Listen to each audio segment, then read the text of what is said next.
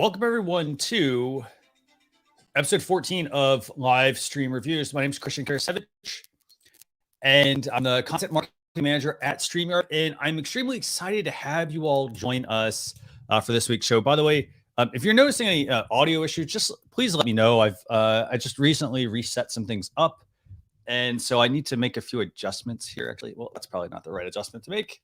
I've got a few adjustments to make, but you let me know if things are good, if you're hearing any clipping or any noise or any of that stuff. In terms of this week's show, we've got a great topic. Sorry about that, guys. We've got a great topic we want to talk with you all about. But first, I'm going to bring on my co-host, Leticia Campbell. Leticia, it's great seeing you again.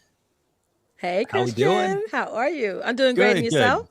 Not bad, actually. Okay, this is Awesome. good. We're getting good feedback. So the sound is great. Good morning to all. Richard, fantastic. Um, Hello. Also want to actually highlight this quick comment. This was from, I think, last week's show. Maybe it was the week before. It was like, I used to look forward to Saturday morning cartoons, but now it's live stream reviews. This is from That's Christian right. Jensen. Love that, Christian. Thank you so much for that. That really means a lot to us. Um, That's a really good compliment. so we're gonna do things a little differently today. And the first thing I want to do is I'm going to announce we're going to be doing a giveaway at the end of the show. Hmm. And all you're going to have to do is put in hashtag love StreamYard. And so if you just put that in the comments, we will be collecting entries. So you put you only have to do it once, by the way, and we'll be able to collect those. So just put hashtag love StreamYard in the comments. We're going to be giving away a Puddles plushie. Now, in addition to that, though, Leticia, what else do we have? We have, like Christian said earlier, we have a really interesting topic today, and this is something that within my community, people are asking all the time, which is about hashtags. And I did some research this morning on hashtags, and I'm pretty sure all of you guys who are watching, you're probably using hashtags, and you're kind of confused on if you're using them correctly or which hashtag you should be using, and what's the purpose of using hashtags in the first place, right? So we're going to jump into that today. Yeah, we're going to talk about hashtags in terms of how do you pick one for your live stream. We're going to talk about hashtags at the beginning here, and then we're going to talk about how, once you hopefully have an understanding of them, we're going to talk about how you can leverage hashtags and basically brand your live stream. In addition to that, Leticia, I know we always tell people if they have a question during the show, put hashtag ask in your comment, Hmm. and we Right. will. This just helps us out. We get a lot of comments. So we want to make sure we get to all of those. Put hashtag ask. If you have a feature request, put in hashtag feature in your comment. Again, that helps me because what I do is I then fish them out and put them into, send them over to our team literally while we're doing the show. Right. Um, Right. and then in addition to that, Leticia, I know we want to make sure we share that invite link as well. And I don't know if you want to drop that in the Sure thing. comments. If you want to come on the show and come on camera, we want to definitely have you come on and talk to us. So be sure you just simply go to that link. The only thing we ask, by the way, very simple. What is that, Leticia? What's the only thing we ask people to do? We need your camera on. Exactly. And when you're backstage, you're gonna have access to a private chat as well. And we just want you to put your question in, tell us what it is, so that way when we bring you on, we can maximize the time helping you. That's right. Get you on right away. Yep. Okay, so with that, let's go kick things off, Leticia. So what's we talked about hashtags earlier, right? So what is a hashtag? Well, if you look it up, the known term of hashtags is to help your content become searchable. Like if somebody was to type in a keyword or something, whether it be a theme or a topic or a conversation, your content is going to be one of the pieces of content that's going to pop up on in front of them. And now a lot of hashtags, there are some hashtags that are trending hashtags, like the top hashtags that are trending for that day or for that hour. And then there's hashtags that you will probably use as a topic hashtag or a theme or maybe a conversation. So for as far as it was quite interesting, the research that I saw, the person who first started to make hashtagging popular was a person by the name of Chris Messina. And I think, Christian, you mentioned that you know that individual as well. And it was mainly started on Twitter. You know, a lot of Yeah. people on Twitter is something that originated from that particular platform where people started to use Twitter and use hashtags on Twitter, and they started to just grow and grow and get bigger and bigger. I know that Facebook for a long period of time was not really featuring hashtags that much, but now they are, because I'm even getting notifications on my feed saying, hey, we noticed that you use this hashtag. Please check out other people who use the same hashtag as you, you know? Yeah, definitely. And so in terms of hashtags, so it started on Twitter. So one thing about hashtags, they basically do this. So let's say everyone is using the hashtag live stream, all one word, by the way. So pound sign the word live stream. So if people are using that, here's the thing. If Leticia's using it in her, on her Twitter account, I'm using it, and Eric and Adam's exploits here, and Alexia, who's waiting backstage here, by the way, if you all are using it in your content, for example, it goes out on Twitter or Instagram or even Facebook or LinkedIn, when somebody clicks that, for example, on Twitter, it's going to bring up all the tweets of people using it. So no one really owns a hashtag. So you kind of have to be strategic about using hashtags. You don't want to use a lot of them, first of all. I'd always recommend maybe 3 hashtags at most. And you don't want to just use branded hashtags. You don't want to just use like generic hashtags. So for example, I don't want to just use hashtag live stream, hashtag social media, hashtag Facebook, hashtag Facebook Live. If I use just those generic ones, here's what, as I mentioned, if everyone else is using it, all your content is going to get lumped in. So what's going to happen there is you're going to be competing against a lot of noise. It's going to be giving you some exposure, but it's not necessarily going to give you like the ability to really easily go through and say, well, you know what, how many of my hashtags how much engagement do I get for my live show that I tweet out about, for example?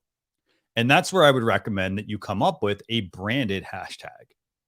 For example, I don't know if you noticed, but every one of the StreamYard live shows that we do, for the most part, we have branded hashtags in them.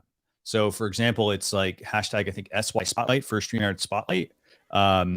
For Ask StreamYard, it's hashtag Ask StreamYard.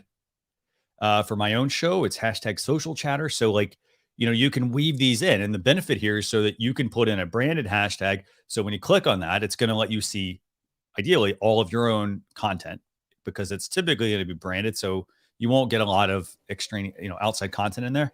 And then you're also going to be Right. able to go into the larger conversation by using, for example, hashtag live streaming. Does that make sense? Total sense. So what did you guys think in the chat? So try not to make it overcomplicating. Like Christian said, keep it as simple as possible. Come up with that theme hashtag that you use consistently. And also, like, to sum up what hashtags is as well, it's about a topic, it's about a theme or conversation. So if there's a conversation talking about sewing socks, you may want to use that hashtag sewing socks. So if other people are looking up, I want to learn how to sew a sock together. I know that's a weird example, but that's what I can think of in my head. You can start to actually use those, and your content will also come up within that conversation as well. But be careful, because some hashtags can be so broad that there's probably billions of people who are using that same hashtag, and then next thing you know, your content gets lost in the shuffle. Here's the thing. I would say you should still use a generic hashtag, but you should have a branded one as well, so that you can filter out your own stuff. And I also want to make a quick mention here. So I forgot to mention YouTube, actually. On YouTube, you can also include hashtags. And the cool thing about YouTube is 3 hashtags are the most you can include. And, if you put 5, for example, they take the first 3. And then your hashtags on YouTube will show up above the title of your episode or your video that you upload to YouTube.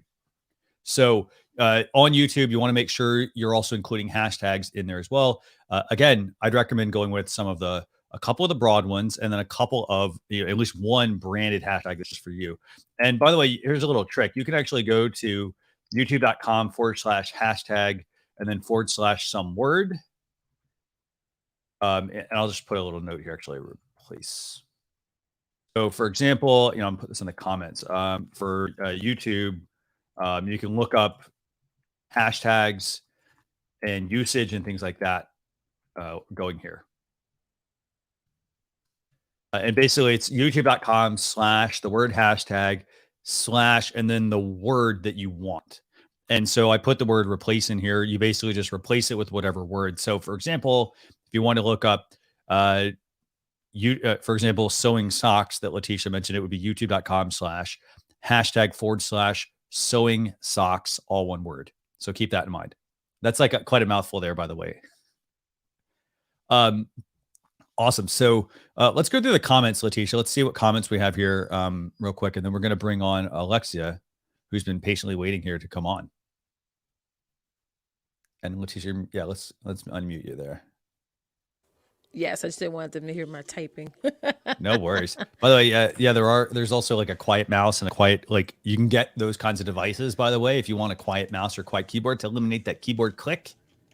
So yes. Let's see, what do we have here? So Tom, love hearing this, by the way. Love StreamYard's changed how we do many things, definitely. Yes, so yes, it has. Love hearing that. What else we have here?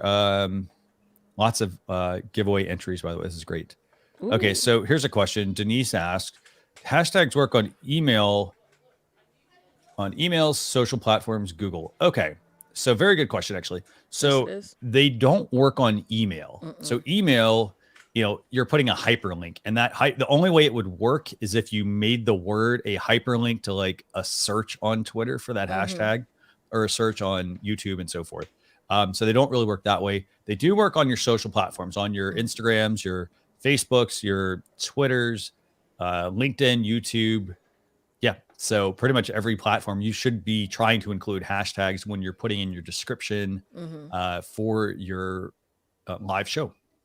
Nice. And then, for example, if you do schedule it in StreamYard, it will actually then, if you put like hashtag whatever, let's just say it's hashtag, I don't know, like hashtag sewing socks. Okay. So whoever's got that hashtag, by the way, you're getting a lot of traffic today. I know, right? So if you put that in the description, it should then become a hyperlink over on the platform. But yeah. So great question. Okay. So lots of people tuning in from the Philippines. Ronnie, by the way, just a heads up, you only need to enter once. We'll pick up the one entry that you get. Very cool. Okay, so let's go ahead and bring on Alexia here. Yes. Leticia. Alexia, how you doing? Hey guys. Hey. Hello. I'm doing really well. I'm actually here live from France. So very hi. Cool. Wow. Bonjour. Bonjour. Oui. It's the evening right now here. Yes. Evening time. Anyways, I don't know. You have questions, or I just start, or I don't know how it works. It's up to you. What's your tell us who you are, what your live stream is about, and then if you have a question, what's your question? Yeah, absolutely. I have two questions actually. Sure. So I've been using StreamYard for the past 2 weeks now, literally like 3 weeks, let's say, and Congrats. I've been doing my lives every Thursday. So 2, and my 3rd is on Thursday. I love StreamYard, guys. I'm addicted. Awesome. And it's so intuitive. I mean, it's just wonderful. So thank you for that. Anytime. So what's your show about? All right. So, it's really, oh gosh, a little bit difficult to grasp, because I started my YouTube channel for fun. Okay.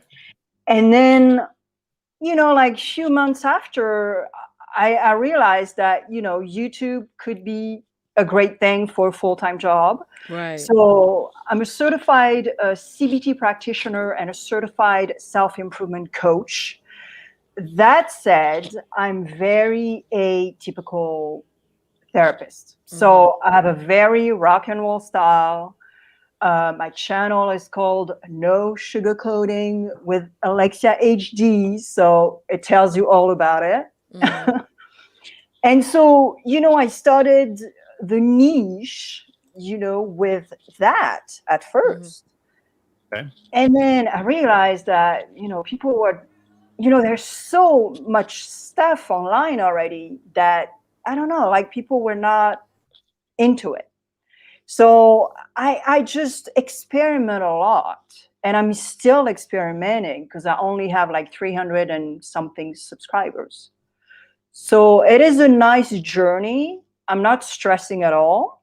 Okay. And doing the lives actually helped me a lot to have exposure and bring more people, which I'm not at a viral level or anything, but Okay. StreamYard is helping me a lot with that. And so my first question is, because I'm addicted and, I'm really good, doing lives and I love it. Well, and my results are really good, of course, watching retention and all that stuff. Will my channel get hurt if, let's say, in 2 months, I want to stop doing live and go back to posting my regular videos? Will my channel get hurt because of that? If you stop, so you're saying like if you stop, so if you start, so like you're doing lives now, if you go back to like doing pre-recorded videos and then move, and stop doing lives, is that what you're saying? Yeah, because the lives I do about 2 hours. Okay. So, so my analytics are doing good Mhm. for the retention, all Yeah. that stuff for that. But then if I go back to my regular posts, you know what I'm talking about? Because my videos usually they're like 8 to 10 minutes. So I will say this. I think, and by the way, if you guys hear any clipping or any pausing on the audio, let me know, please, in the comments. I think there's something on my end. But so okay, to answer your question, Alexia, here's the thing. I think that you should do both. And I think you should do both because you're going to have people, like, for starters, it's going to come down to the content. So for example, we do this show and this is a live show. So the great thing here is that we're able to interact with all of you. And if we just did a pre-recorded video, it doesn't have the same impact.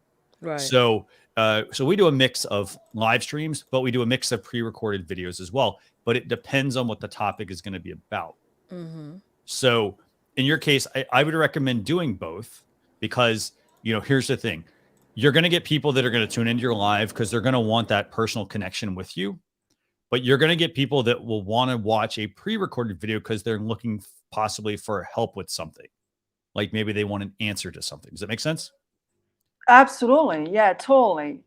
So I actually did the experimentation, but I don't really see too much results yet because, YouTube, you post something and then a week after or 2 weeks, you can see a little bit better through your analytics. Yeah. But I did that on my first live, actually. So I did my first live and then I posted a video like few hours down the road. The same day because my posting day is Thursday. Okay. So I did the right thing then, it sounds like. Here's the other thing about testing. And I actually talked about this on my own show this week. So you're going to have to test. A friend of mine, he like does social media tests basically. And we talked about it and like, you're going to want to test something for at least a month.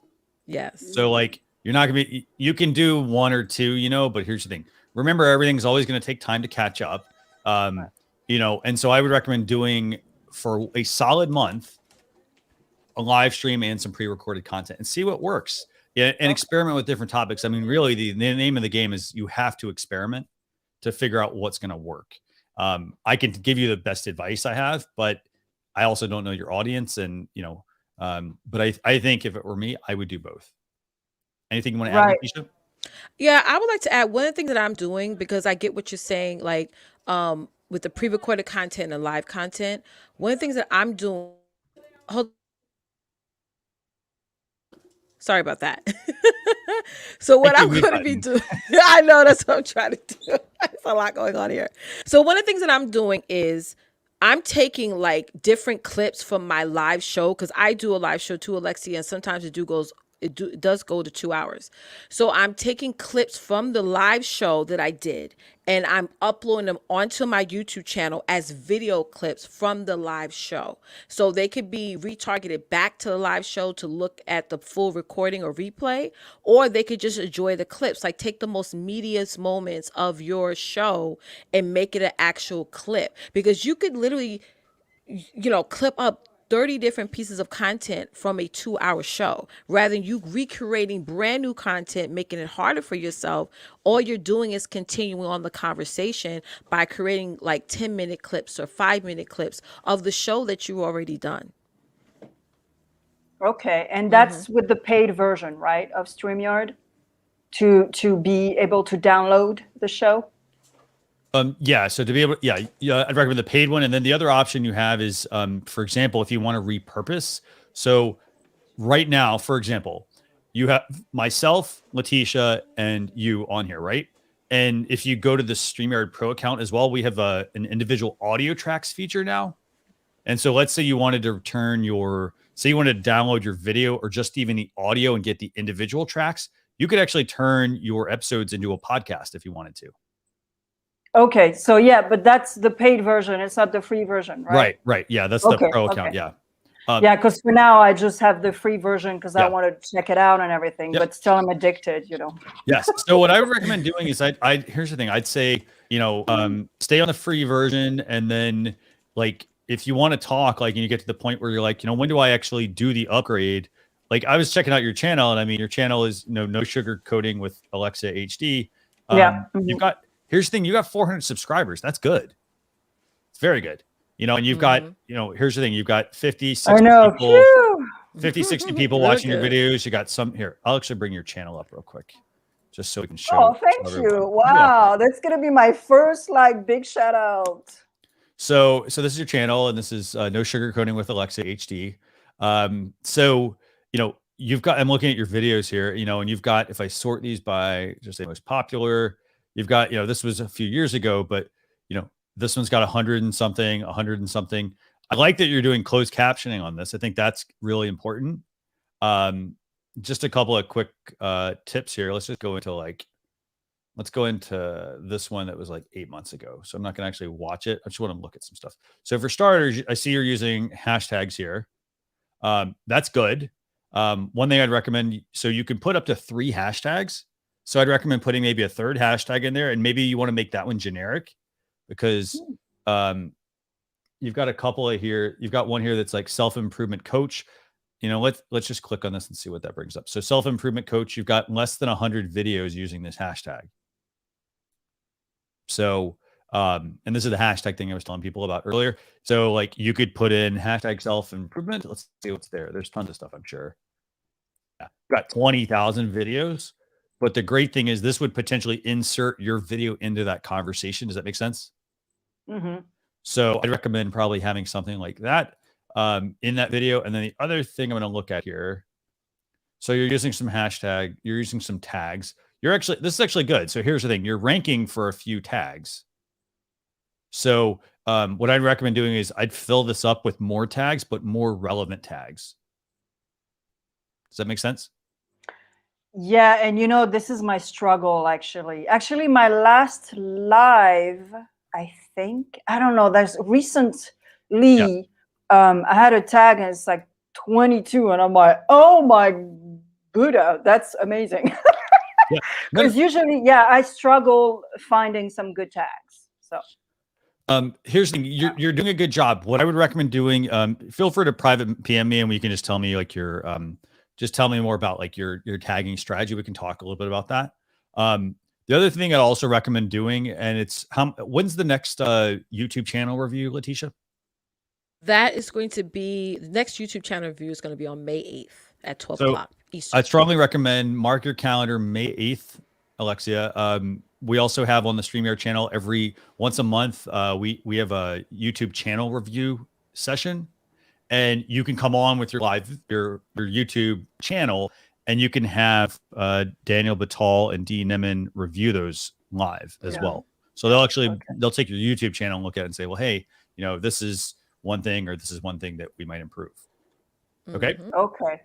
Awesome. Wonderful. Can I do like a short second question or no? Leticia, we have time? Yeah, we got like 8 people backstage. I know, okay, I know. That's fine, sure. Yep, go ahead. Yeah, sure. So very short. Regarding the live, should I do a regular thumbnail or like a generic thumbnail for every time I do my lives? Good question. Because I had kind of I would try to keep it as simple as possible. I mean, obviously people need to see the title. If you want to have your picture on it, you can. If you don't, that's fine. But I think the main thing is when somebody lands on it, is it scroll stopping? Like, would you stop your scroll at that thumbnail if you saw it? You know, so don't try to over design your thumbnails.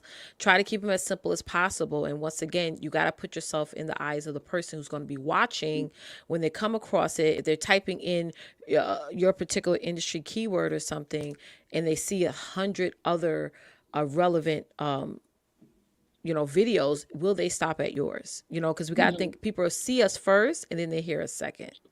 Yeah, absolutely. When it comes to thumbnails.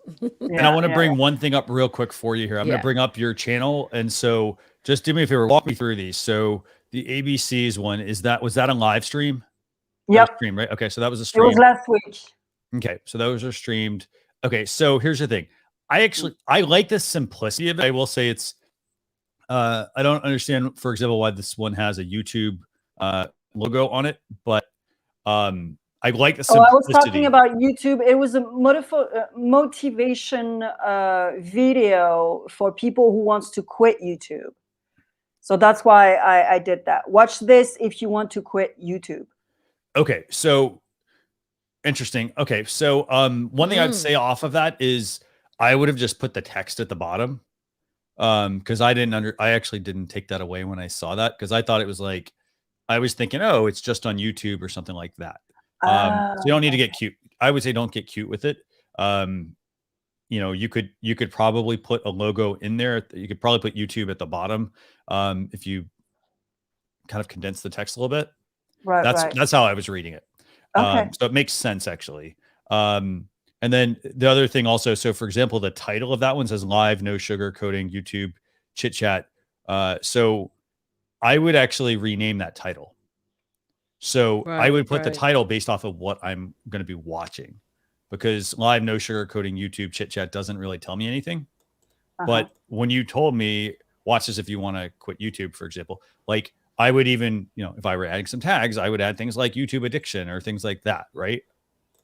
So YouTube addiction, etc. If that's what the video is focused on. I see. Okay, cool. All right. And then I'd also consider putting my name in this. I see you have like Alexia HD. Like I'd consider using my real name.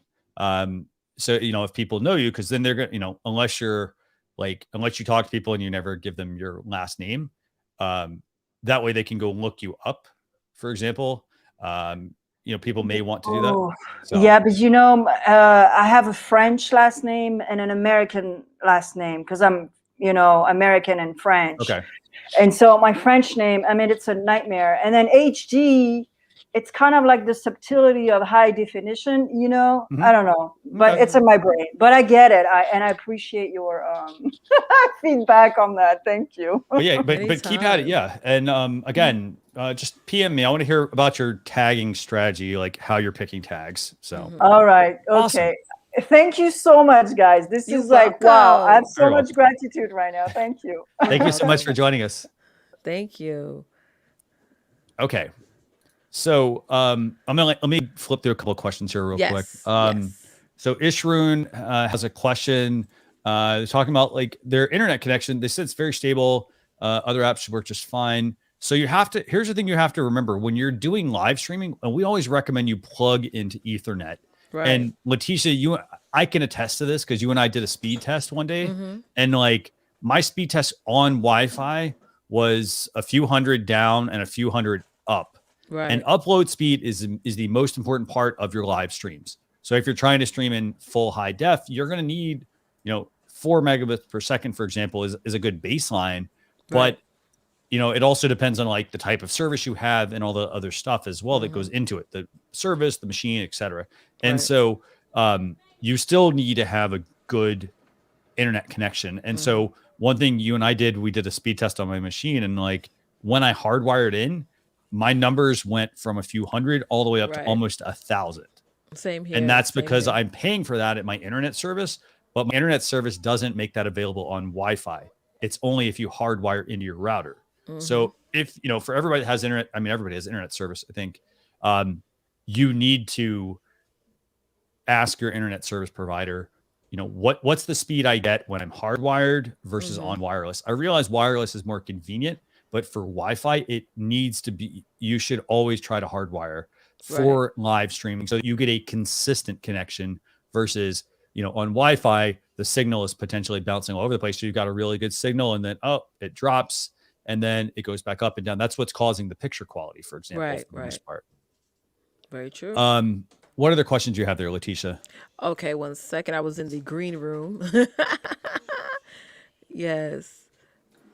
Let's see. We pulling up. And guys, remember, if you have a question, just type in #ask. 711 another. Are you seeing any questions come up, Christian? I'm seeing a ton of giveaway requests. I know, me too. Actually, I will say Steven has a great comment. He says, I found a branded hashtag helps show more of your content at the end of YouTube videos. Yes, it does actually, and you want that sort of stuff. You want your videos, your live streams, you want them to start appearing at the end of other people's content as well, or your content. So you are going to want to put, at the end of your video, for example, if you're not using a hashtag and it's bringing up like other videos and there's someone else's videos, you're losing out on views and potential subscribers there. So, Leticia, do me a favor. Let's go and bring on our next guest, and I'm going to just keep reading through the comments here. Hi guys, can you hear me? Yes. How you doing? I'm good. Christian, I'm not driving today, okay? Okay. I appreciate that you stopped, actually. I appreciate you stopped the last time. So yeah, I was having phone difficulties. I had to end up going to purchase a whole new telephone. Yeah. Mm-hmm. Okay. I have my questions together. I couldn't wait for this show. Yeah. Hashtag LBA, hashtag focus. Okay. That's right. That's it. My first question, when you were talking about using only 3 hashtags, now those 3 hashtags, right? I'm talking about on YouTube because I'm new to YouTube. I have the pro account with StreamYard. Okay. I go live twice a week. I'm known as the hashtag tax queen. Okay. So I talk about, actually, even though it's tax season, I talk about a lot of financial services as well. Like for the second quarter, my actual broadcasts are around budgeting. Okay. Mm-hmm. And as we move into the third quarter, we're going to talk about savings and so forth. So Leticia knows I'm doing a whole lot of stuff, but it's all catered around budgeting for individuals, businesses, you know what I'm saying? That thing. And what I do, and for those that don't know, what I do, I'm the CEO and founder of King Tax Services, LLC. That's why I'm the hashtag tax queen. That's my mantra. And I actually help people. I've helped individuals, small business owners, and entrepreneurs for about 16 years level up when it comes to their income taxes, because a lot of individuals don't know that the tax laws change every year. Mm-hmm. And I help them understand the changes in layman terms, in other words. So, but back to my question. I was told that you should have 3 types of hashtags: your branding hashtag, your community hashtag, and your target audience hashtag. What's the truth to that method? What's the reasoning behind that method, or exactly the reasoning, and is it true? Here's the thing: everybody's going to have a different hashtag strategy they're going to use. But I do like that answer, though. I will say that, and it goes back to a couple of things. So for starters, I said, if you use like your audience, like if your audience, for example, is like, let's say it's in marketing, okay. If I use the hashtag marketing, that's a very, very, very broad hashtag. Everyone else is going to use hashtag marketing. So I'm going to get my stuff inserted into that conversation. It doesn't mean that everybody's going to see it. It's like putting up a billboard on the side of a road. Everyone's going to drive by it, right? And there's going to be certain people that it's going to target, right? So that's your broad hashtag. I would use a branded one because that's going to help you narrow down your focus. It's going to help you actually, for example, get the name of your show out there, for example, or hashtag tax queen, for example, or it could be hashtag the tax queen or something like that, right? That's going to help you be able to then say, okay, when you click on that link, for example, you're going to be able to see all of your content using that hashtag. Does that make sense? Right. Because if you just put it in if you just put in like, for example, like hashtag tax info, okay, somebody clicks on that, and let's say everyone, or tax tips, okay, everyone is probably using tax tips or taxes or tax or something like that, right? So if you clicked on that, you're going to see everyone else's stuff, and you're not going to have a way to filter it down to get to just your content. So then when you include your own one, for example, Tax Queen, if you own that, for example, and I mean own that meaning you're the dominant account that comes up when people look at it, then that's going to help you get better visibility on how all of your content is performing, right? Because there's only going to typically be just yours. Right. And then it's also a way to brand it so that your viewers, for example, also learn, hey, you know what? Oh, I want to check out Tax Queen, for example. Make sense? It does. Then, so I think those are like, that's how I would do it. But like I said, there's not a specific strategy, but you do have to make sure you insert yourself into broad conversations, because you do want to get seen, but you want to make sure that you also have a way to filter that out a little bit better. Right. And we also have to ask ourselves, what is our consumers, what are they typing into the search engine? Yes, have your branded hashtag, the Tax Queen, but if somebody needs help with taxes, they're not going to type in Tax Queen. So like we said, there is no wrong answer to it, but it's really about you putting yourself in the position of the people who need to find you, what keywords are they using, and once you find what keywords they're using, then they're able to find you. So that is also important, very important as well. Because some people get oversaturated with having their branded hashtags, their industry hashtags, and they fill that up in there. But then nobody finds them because they're using things and keywords that their consumers are not using, right? So, yeah. And I want to bring up Taekwon, Dion. Sorry, I was trying to read this because I was reading Taekwondo as well in this. Me too. So Taekyon Oatley, I hope I said your name correctly. A branded hashtag is like this, hashtag Nene's Taekwondo. Nobody but him uses it. Yeah. I think that's him. Nobody but me use it. It helps index your content.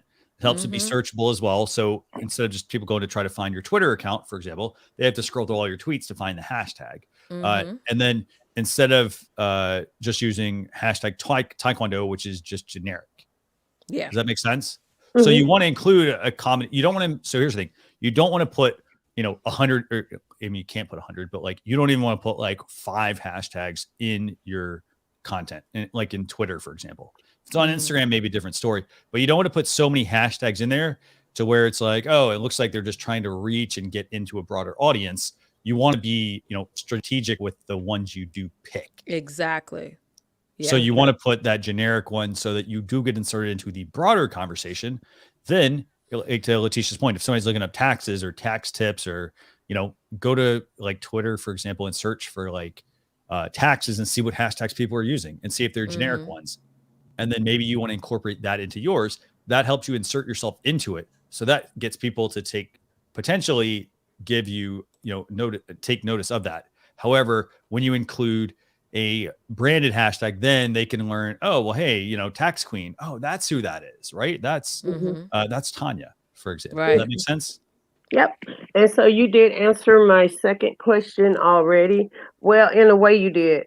I was going to ask the best places to conduct hashtag mining. And a part of that question is how can I put this? I wrote it down. How many times should the hashtag be used so you don't get lost in the sauce? For example, if I put in hashtag financial literacy and I see that 10,000 people, or it's been used 10,000 times, what do you all consider a minimum so I don't get lost in the sauce with a particular hashtag? I don't really think there's a I don't minimum. think there is. I mean, obviously there's times where your hashtag is trending or when it's like there's a massive amount of people are using it. I wouldn't so much care so much about that. It's really about all the hashtags you're using combined. So you may have two hashtags that are like so broad that thousands of people are using it, but the other hashtag you're using coincides with that. So I wouldn't really so much pay too much attention to that. You know what I'm saying? Because sometimes you have hashtags that are just trending and some that are not, or some that are just for you to use for your industry. Because again, it's about getting people to find you and keeping your content consistent in certain threads. You know what I mean? So I wouldn't really, think too hard into that. Okay. Yeah. And so my next question was with the hashtags. Yeah, I'm staying on course with the Mm-hmm. hashtags. If say that I have 5 hashtags that I use, Mm-hmm. is it an impact if I change them up? What type of impact have you guys ever seen? Say, for example, I use hashtag tax queen, Mm-hmm. hashtag financial literacy, hashtag money talk, right? Mm-hmm. Mm-hmm. But, and I put them in that order on one post. But the next post or the next live broadcast, I may do financial literacy, Yeah, then because it depends on hashtag your tax content. queen. Yeah. Okay. You do have to change your hashtag according to the content. So you do business tax and personal tax, Tanya. So Mm-hmm. if I'm looking up business tax and you use personal tax tags, then I'm not going to see your content for my business tax needs. Mm-hmm. So I do switch up my hashtags according to whatever content that I'm sharing, whether it be a video or a post or a picture or whatever. I change it like I did a motivation post the other day. I'm not going to put in hashtag email marketing, hashtag LBA, hashtag all those things because it's a motivation post. So I will put Mm-hmm. in my Camel Success Network hashtag plus motivational hashtag and so forth and so on. So make your hashtag relevant to the content that you're sharing. So when people find your content, you're talking about the topic that they keyed in that word of. Okay. So that is important because I see a lot of people, they do hashtag overload where they have like 50 different, they just put everything in there. Right. But you got to look at the consumer. If you're talking about one thing, but I'm typing in another thing to the keyword to look up your content, then you're going off topic from what I searched for. It's like, I didn't search for this. I didn't want this. Okay. All right. Does So, that help? yeah. So the next one, I guess, the second part of that question is, where, because like I go to Google, right? Uh-huh. And it's this place called Best Hashtags, right, on Google. And I choose some of my hashtags. And what I do with my analytics, I can see my insights, especially on Instagram. It Mm-hmm. will tell me how many people reached it, how many individuals my post reached, right? Then Mm-hmm. it'll also tell me where they were, if they were in Mm-hmm. my area, Mm-hmm. Mm-hmm. overseas, or whatever. And it will also tell me that they found me by the hashtag, Mm-hmm. right? So the second part of that question was, where do you actually do your hashtag mining? Is it Google? Is it Instagram? Because I was told, you can go to Instagram, put it in the search engine and Try see, try all of them Okay. individually. And I'm glad you brought that up because that is important because every platform is like a different country. So it is the fact that you can't alter your hashtags according to the platform because you have some consumers, which Tanya, that are loyal to Twitter, that are loyal to Instagram, that's loyal to Facebook. So you can do it like if you sort of want to pivot up, yeah, research which is the most commonly used or best used hashtag to use on that particular platform. So that is like Christian and I said, there is no wrong answer at all. It's just use them and you could also leverage them in different ways. Okay. And my last question. Yeah. How do I change the name on my YouTube channel? I think you go into settings. I did that and it Yeah. told me that I had to go back to Google. Go Wait, back to Gmail. So I did yeah. the instructions because I Oh, want to yes. change. Yeah, I want to change my name because it's showing Wait, Tanya 1 second. Is Kinghorn. Christian frozen? Christian, I think you're frozen. Okay, let me refresh. I'll be right back. Okay, he's be right back. I was like, he's looking Because hard at if something. you pull up my YouTube page, you'll see it says Yeah, you gotta Tanya go in. King Horn. Yeah. Then it says hashtag tax queen. But I did what it said in the settings. It said I had to go back to my Gmail Yeah. account. And I Mm-hmm. tried to do that and it wouldn't work because I really want to change the name on my channel. And Is your then channel a business channel? it's the premium. Okay. I'm new to YouTube, you know Yeah, that. I know. We need So to inbox me that so I can help you. I need to see what you're looking at. Yeah. okay. Okay. Okay. All But right. I know if you go into Google, I've done that before, and I had when I got married, I changed from my maiden name to my married name, and it worked fine. Yeah, just inbox me, sis. I will. Thank All you. right. That's all You're my welcome, questions. Mama. I wrote them down, pen to paper. Bam. Bam. Put your paper on paper, girl. Yeah. All right. Thank you for Thank joining, Tanya. you. All right. So I am all by myself. Yeah. So Christian's going to be back on in just a second. So in the meantime, let's bring on Eric. And then we're going to jump into you guys. Oh, here goes Christian again. He is. Is that him? Yeah. There he goes. All right. 1 second. We're going to bring Eric on. Yeah. So let's bring Eric on while Christian works on his camera. Hey, Eric. Hey, Hello, Leticia, how hello. are you? How are you I'm again? doing 2 weeks in a row that I'm here 2 with you weeks in guys. a row. Yes, yes, Well, Christian asked me to bring this up to you yes. guys.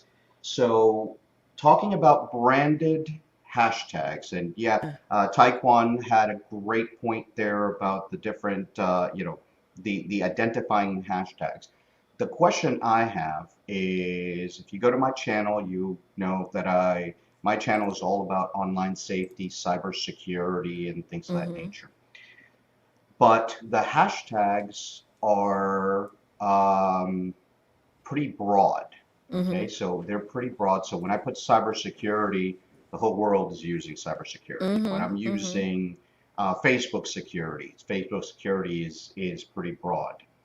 Two things. About 2 weeks ago, I added hashtags to 5 of my videos, and then 5 of them I left them without a hashtag. I'm going to tell the community it works. Yes, it My does. numbers went from an average of 100 views to over 7,000 views on 3,000 views on some of the videos.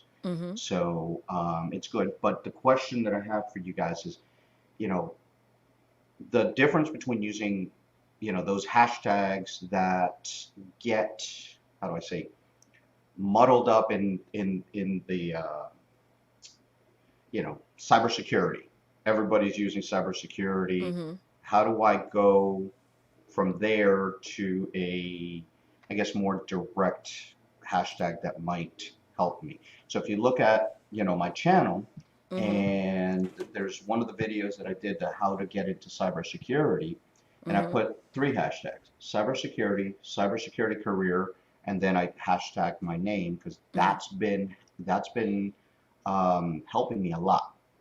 Okay, so what do you think of that strategy? How should I expand that? And, what do you think on that? Yeah, I mean, definitely and goes back to you with your avatar, like what type of people are looking up cybersecurity? Are they moms? Are they wives? Are they, is it cybersecurity for businesses? Is it cybersecurity for seniors? Because I'm pretty sure, a lot of people are trying to do scams with, the elderly and stuff. So I think maybe also narrowing down and adding on in another extension to your hashtag, like cybersecurity for senior citizens, cybersecurity for career women, things like that. So that way you're sort of like funneling down the audience to the target audience that you're trying to attract.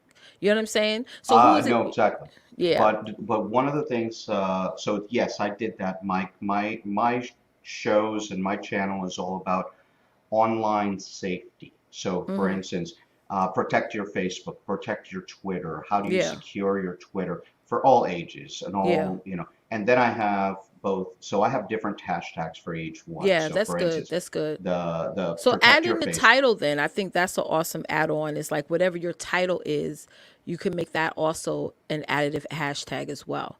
So So whoever's that's typing what in I that did. title, good. There you go. So you So Facebook security, hashtag online security, mm-hmm. hashtag online safety. Mm-hmm. So in that one, I did the three topics Right. on the hashtags. That one, but when I checked and did all this stuff, it kind of got um, the Twitter one, Twitter social media safety one. Mm-hmm. I put Twitter safety, online security, and I put my name, Mm-hmm. and I got 3,500 views off of that. Bam. You There you know, go. and that was almost overnight. I mean, I went Yeah. from maybe 200 views before the hashtags to 3,000 views, Right. with the hashtags. But it hasn't worked across the board Yeah. because the tags are so wide. There's so Mm-hmm. much competition. As your Mm-hmm. previous speaker was talking, it's how do we narrow it a little bit so people not narrow it too much so that niches down too much, Mm-hmm. but how do we, what's the sweet spot there? Mm-hmm. So Mm-hmm. Well, I think constantly is just testing things out and then also, reaching out. Do you have a community as well? That I do oh that yeah. a lot where I would test out certain things like, hey guys, what are certain things like hashtag topics that y'all will look at and I'll Yeah. do that. I do like a little bit of a polling, so that helps as well. But I feel like you're going down the right track. I mean, and just constantly keep on making sure you're putting the titles in your hashtags. And I get it. You and Tanya's industry is such a what we call like a red sea. It's a lot of Yeah. fish in there, So I think definitely constantly, putting those hashtag in is important because you don't know if everyone in your industry is actually doing the same exact thing that you're doing. So you are standing out. Yeah, You and one of the absolutely things that are. we do is, like, for instance, last week, Facebook got hacked. Mm-hmm. Well, it wasn't last week, but that was when it broke the news. So Yeah. I immediately pull up my StreamYard. I go Bam. live. I talk to people about Mm-hmm. what they need to do, what they have to do, or I do a Twitter one, or Mm-hmm. LinkedIn got breached last week. So Mm-hmm. when those things happen, I'm kind of like a news show when it comes to cybersecurity. Yeah, you So talk about it on the spot. correct. And I talk Yeah. about like I did a video for a small community for live streamers. Mm-hmm. How do you secure your stuff? How do you keep yourself safe, as you're streaming? So I Mm-hmm. did that. It's not published because it was for another, but those are the types of things that we do. And it's like, what is the correct strategy? Mm-hmm. I've got the hashtags, I've got the keywords in my description, I've got my 5,000 tags or whatever. Mm-hmm. I'm joking. Yeah. It's okay. I have I have TubeBuddy, and I have vidIQ. So Uh-huh. That's so all right. Yes, yes. So I think you're going down the right path, and I like the fact that you talk about things when it's happening, yeah, while the conversation is happening, because that's always a good way to. And I know not everybody can do that. Just okay, I'm going to set up and do a live real fast. And some people got like to prepare and all that stuff. But yeah, I like that. Even like calling it like the spotlight or just in or something like that. yeah. Those are probably some good I additional put hashtags to alert. use. I put a big alert on mine. Yes, I put yes. alert on my thumbnails so that when Uh-huh. somebody's from Facebook alert, Yeah. watch this now. Those calls to action right there. Right, right, right, right. That's awesome. That's All right. awesome. Thank you for joining, Eric. All right, ma'am. It And is like I nice to say, see you again. and like I say in my stream, practice safe cyber. That's right. That's I'm another gonna hashtag right I'm there. gonna be following you for sure. All right. Thank you. You're Have a good welcome. one, and talk to you guys soon. You too. Okay. Bye. Bye. All right, guys. So Christian's going to be on in just a second. So I'm going to run through these questions and answer them as best I can. Something about my experience StreamYard. Is it possible? 1 second. I think Coach Erica had a question. She said, hello, StreamYard. I get my Voice of God feature to work. How to get my Voice of God feature to work. There is a video on StreamYard, the StreamYard channel, which you guys, if you're on it now on YouTube, you're watching it, that actually shows that exactly step by step how to do it.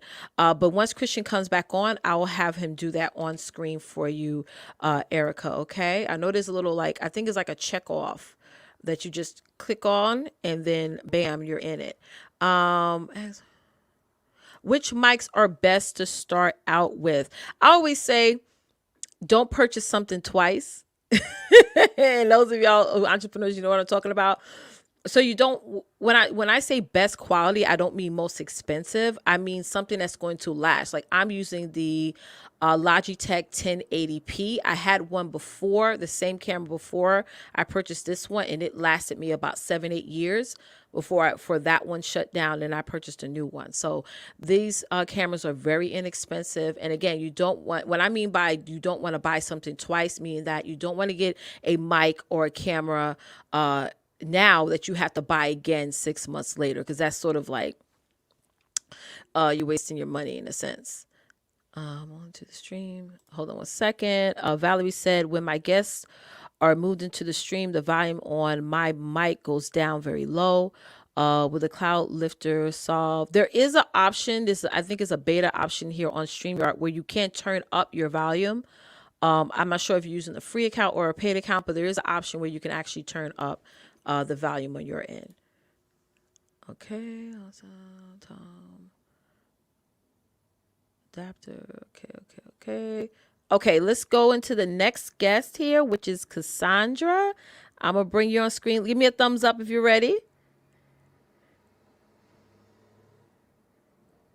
Okay, I think she's ready. All right, let's go. Okay, let me come off of this. Hi, I'm very new today. Hi, I am really an amateur, and I did type my question in, but I also learned as listening that you need paper and pen. Amen. So I grabbed me some paper and pen. I'm very new to StreamYard. First time talking with you all. I have received your emails, but I did type in a question. Can you see it about this conference I'm hosting, a 2-day conference? Well, tell us about it again, because we had a lot of questions come up. Okay, I'm on May 7th and 8th. I'm a pastor. I'm hosting a 2-day women's conference, and we want to use StreamYard. We're going to be online, live, and we're going to be in-house. So on the 7th, it's all live on Facebook. Yeah. On the 8th, it's both live and in-house. So my question is, I'm new to StreamYard. How do I incorporate StreamYard into the Facebook Live? Is it an app? I've heard so many good things about it.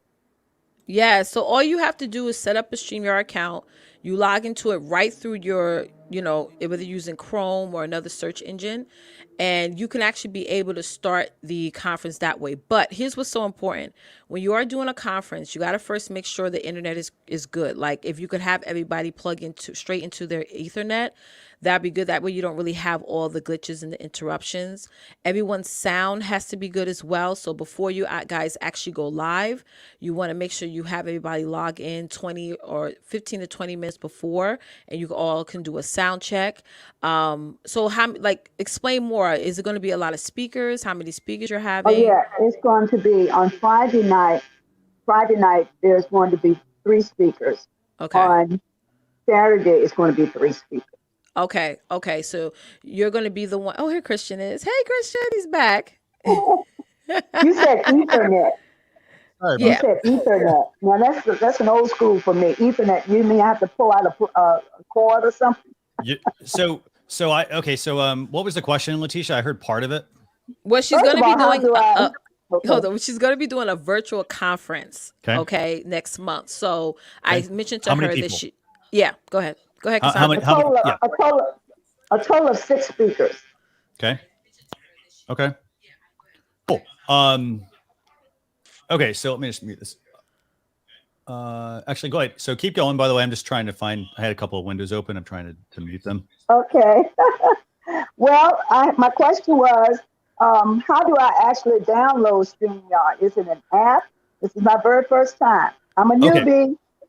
Very simple. Okay, so basically to use StreamYard, you just go to StreamYard.com. There's no app. It's all. It's best to do it from a desktop, by the way, or a laptop. Yes. Oh, okay. That's what I was going to say. I'm writing this down. I have my paper and my pen. I'm writing this down. Okay. StreamYard.com. Okay, so StreamYard.com. Once you log in, And actually, let me actually do this. Let's see. Okay. It's gonna look like I have that. received email from y'all. This is my first time being able to get on with y'all and listen in. Like I said, I'm a pastor. So I've been kind of busy, especially with this conference coming up. So what you'll do is, so for starters, you'll log into StreamYard.com. It's going to get into your dashboard that we have here, like we're using now. And then, so basically everybody's going to show up behind the scenes. So for example, right now we've got we've got Leticia, myself, a few other people. You're backstage, and Lavelle, Team Paul here as well. So people are waiting. So those people are going to show up that way. And then, right. Is this Facebook? This is on Facebook? No, so everything is done through StreamYard. So basically, you don't need to go to Facebook or LinkedIn or any of those platforms. So you do everything through StreamYard. So what we offer, we offer a feature called multi-streaming, and it allows you to. So like right now, this broadcast is being sent out to, let's see what we have here, a Facebook page, a Facebook group, a few YouTube channels. We could be pushing out to LinkedIn and so forth. Yeah. Right, I understand now. Okay. So you do everything through StreamYard. So you broadcast once through StreamYard, and then it goes out to all the destinations that you pick. Oh, wonderful! Right. Now, my other question I wrote down was, I heard a lot about cameras. Do I need to purchase a logistic? What is it? Logitech 1080p camera. Or microphone. Microphone, is that the microphone? So got a couple of things. I'd say the first thing you should always do for live streams is I'd always say the first thing you improve your internet and your audio. That's going to be the key things. So for your internet, and you don't have to do this right now because we're actually on with you. If you go to speedtest.net. So what is that? Speedtest.net? Yeah. So go there. It's going to pull up your internet speeds. So let me see if I can actually. Leticia, I don't know I think this is going to maybe kick me off, but let me try. It probably will. It did that last time it did it. Let me just try to do it so I can just we'll see how it goes, Leticia. It's okay. If it kicks you off, I got this. Let's check it out. So I'm still here. That's good, actually, right? Yeah, we hear you. Yep. Okay. You all are teaming up. So here, I'll show you this. I put out a post this morning about teaming up. Yep. Okay. So here's my internet speeds right now. So for example, if you go to speedtest.net and you basically go there and you Christian add it to the screen. Yeah, there you go. Yep, there you go. So basically you're going to see internet speeds. You're going to see this download speed and you're going to see an upload speed. Okay. Okay. And the thing you want to pay attention to is your upload speed. Okay. Upload speed is absolutely key. This right here. So your download speeds are always going to look really good. Your upload speeds may not look good. Right. Okay. And so you're going to go there. You're going to want to do that. And so off of that, I'm hardwired in. And I know there are people that were saying, oh, it doesn't matter if you're hardwired or on Wi-Fi. Yes, it does I will tell you right now, I'm hardwired in. If I'm not, my speeds drop to 200 and 300.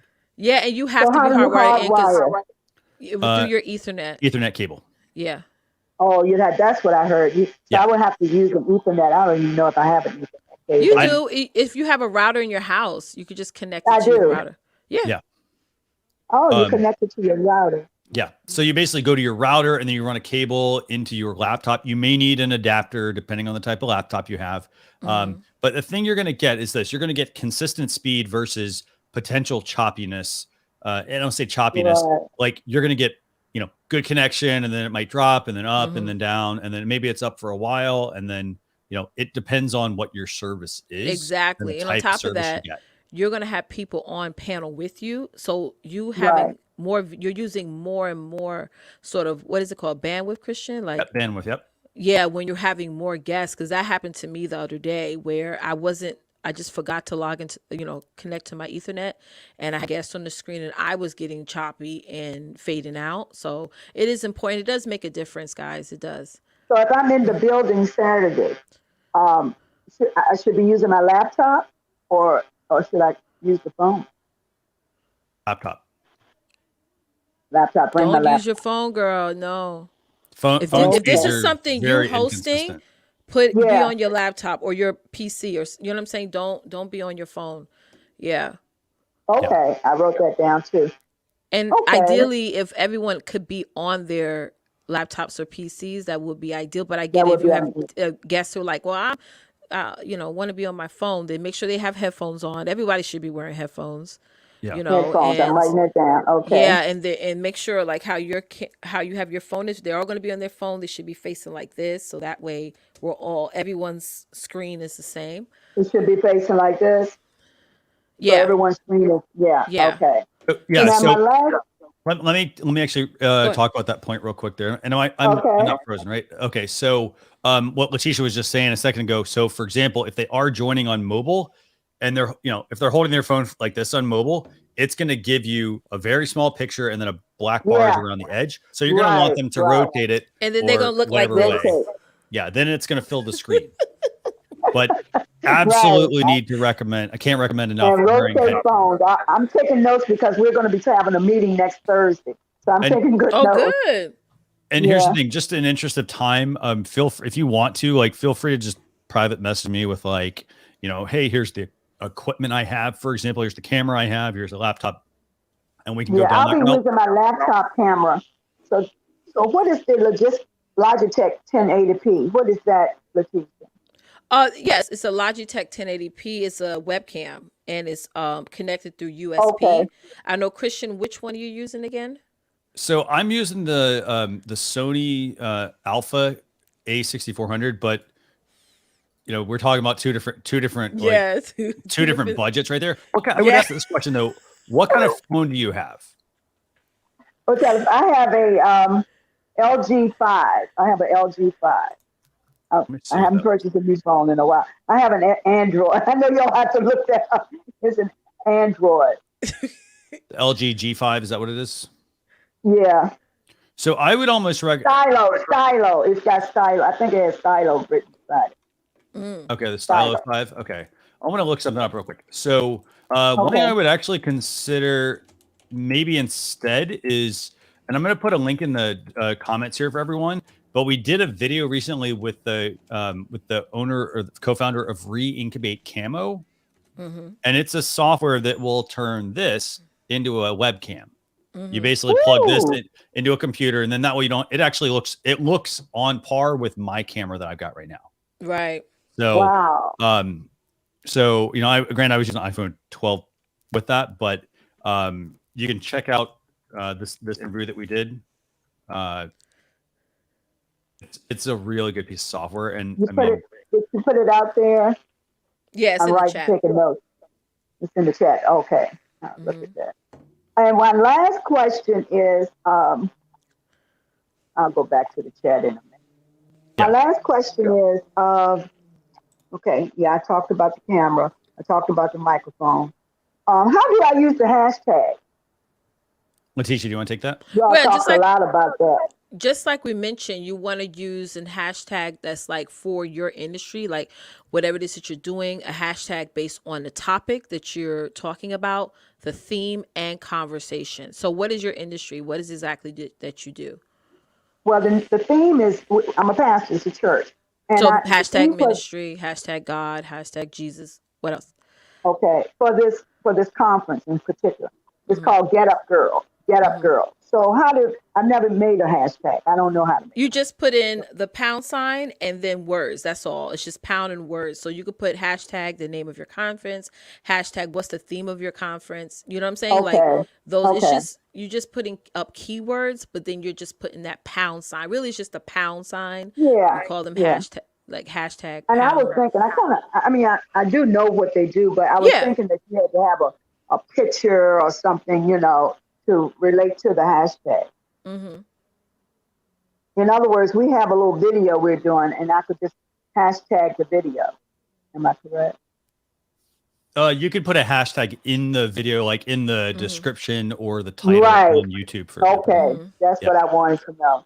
Okay, so I'm going to look at the chat to get the information that Christian put out there. Yes, and I appreciate you all. I'm taking notes because I do have someone that's going to be doing all of this for us today, doing the audio and so forth. But it's good to know, to tell everyone that they need to rotate their phones.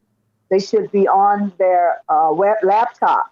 And if they can't purchase, I will try to purchase that camera myself. Yeah. And I would say this, even try people, if people are connecting, you should also encourage them to use Ethernet if they can. If they're like, I don't know how long they're going to be on screen, but you want people to be plugged in for the most part. Right. You know, because everybody's going to have different internet speeds. And if somebody has, you know, we try to make it easier on you, you know, to not have to do all that heavy lifting. We do a lot of it because our service is cloud-based.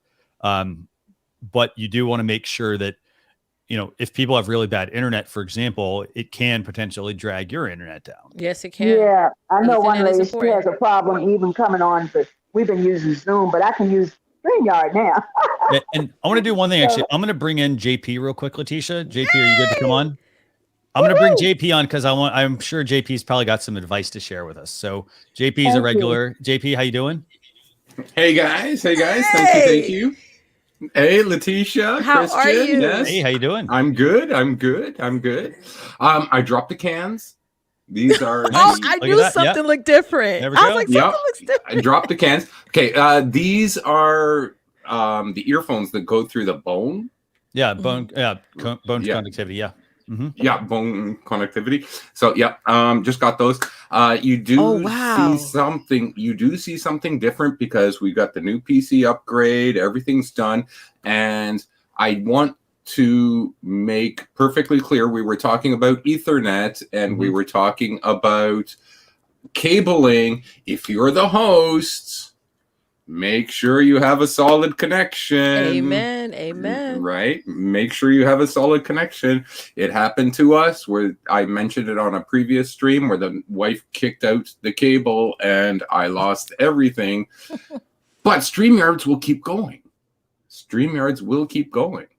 All right. So now, when it comes to conferencing and stuff like that, I'm in the education industry. I teach kids. Okay. So we do a 1-on-6, one teacher, 6 kids. So this is the exact same thing as conferencing. So be prepared, know your material. This was a StreamYard's request, being able to scribble on the screen and stuff like that. And like if Leticia is showing something on her screen, making sure that she's able to highlight it, or that your Christian is able to highlight it, any guest is able to highlight, well, what does this mean? And stuff like that. So when it comes to conferencing, it's actually fairly easy. It's fairly easy. And your guests can do it from anywhere, right? You don't need to download the app. You don't need to do anything. You just need to be able to get onto the internet. If you can open a web browser, you can get on StreamYard. That's pretty much it. Chrome is the best, Safari for Apple. Okay. And that's pretty much good to go. Yeah. Okay, thank you. And I promise this is one last question. Thank you so much. This is such good information. I'm going to StreamYard. Now, I'm pretty sure you all have a free basic or whatever. How is there a time limit? What plan are you on? I'm not on any plan right now. I'm going in and, you all came up today. I saw looking you to pop sign up. up. Oh, cool. Yeah. So I was just wondering, like Zoom, they got a certain time limit, blah, blah, blah. There's I don't think there's much of a limit, actually. Let me look real quick. So you get, here, I'll bring up the pricing page for you. I think they mentioned 4 hours for the free account. I'm not sure. I don't remember because I jumped in and got the paid account. I mean, here's the thing. I think I'm going to have to do the paid account. Yeah. I mean, I would recommend getting the paid account. And the reason I do that is because you get some, there's no StreamYard branding, for example, on it. You get unlimited streaming at that point. Hold on. Let me pull up let me see JP. What is that, JP? No, you're talking. You're okay. So no, we gotta talk about, okay, with the paid account. Okay. You can put your own brand up in the You can put your own brand up in the corner there. You can do your layout the way you want it, any way you want it. If you want to keep the free account, that's fine. You're going to have the StreamYard logo up there, which is okay. Most people, if your stream isn't engaging, if they're not looking right there, that's right, then you're doing something wrong. If they're looking up at that logo, you're doing something wrong. If they're looking at the chat, you're doing something wrong because they're not engaged. So, but if you want, your layout and, your own little logo up there, the paid account is the way to go. Yeah. Otherwise, just use it the way you would normally use any other conferencing software. Okay. Absolutely. And you could downgrade and upgrade as you go. Like you can go from the pro account to the, I forgot what the middle account is called. The basic account. Yeah. The basic account. Like if I understand, like you can do that if you Christian, why am I still in the hot seat? Because you look amazing. I thought, because I was like, is he trying to point to something? Is he I just love it. I keep saying last question, but this is important to me. Yeah. Are there backgrounds or what do you call them? Green room or green screen? Green screen. Are there backgrounds? Green screens? Which account has the green screen? So, that's on your side. Hold on. Yeah. So let's talk about a couple of things real quick on that. So there's something called a background. So JP, I'm going to take you out real quick just so she can kind of see some of this. Go ahead. Okay. So you see how like on the screen we have this like blue and light blue and dark blue background. Okay. Mm-hmm. Yeah. That's going to go around our video feed. Okay. There is also a feature. There is a green screen feature, but it's going to come down to a couple of things. For starters, you're not going to just be able to replace the background behind you. You're going to need, lighting. You're going to need a green screen, preferably, to be able to replace the background. Does that make sense? And then, to do that, you're going to also need to probably have a computer that can handle doing that. Because when you kick on the green screen, for example, if the lighting, for example, is not very good, it's going to struggle. You're going to see some edging on yourself. Things like that. Yeah. So working with an actual green screen is hard. The reason I asked that question is because on Zoom, I see when I'm on Zooms, and I do a lot, I'm on a lot of Zooms, I see different backgrounds, especially with ministry, and I know that's not the people's actual homes, but it's so beautiful. And we got excited when we just started talking about this, and everyone was like, oh, I would love to have a background when I'm speaking. So I was just wondering. So here, it's going to really come down to a few things. It's going to come down to like also how good your internet is. It's going to come down to the type of machine you're using. Because when you do turn on the green screen feature, it turn on, it may replace the background. It may not.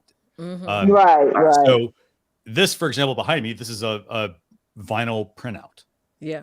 So an easier way to potentially make that happen, to make your background look nicer also, is to just put a vinyl wall. For example, this is just a panel that goes up behind me. That's all. And if your attendees are going to have backgrounds, the lighting has to be good. So this is your event. Let's first say that. So the guests who come on, if they, like you mentioned how they wanted to get like the green screens and stuff, that's why it's good for you to do like a run through check to make sure that the green screens, it doesn't have all the little staticky spots in it. Their lighting is good. I have told people just don't use the green screen at all because your lighting is not adequate enough to make your background, the way it needs to be. You know what I'm saying? So just first have a meeting with the ladies first and see if they have all the right equipment to get the result. Gotcha. I've written everything down. Mm-hmm. Okay. Well, I appreciate you all. I'm going to definitely download, go to StreamYard.com.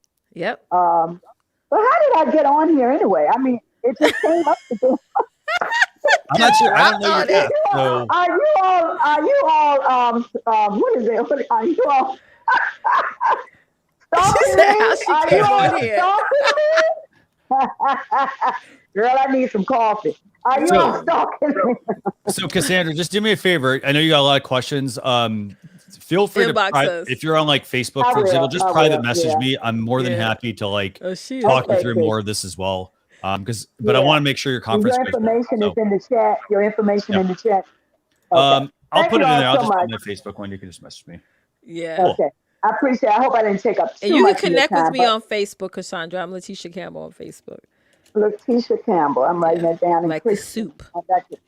Christian has a long last name. And I'm not related to the singer. Okay. Yeah, I was wondering about that when I saw your name. I had to look No, again. not everybody thinks that. Yeah. You have a P in your, okay. All right. I'm going to the chat and pick up this other information. Anytime. Thank you all. Thank you. Thank Okay. you. Thank you. Bye. All right. Okay, so I got a couple more questions here. Actually, I Yes, actually have a let's question run through these real quick. questions.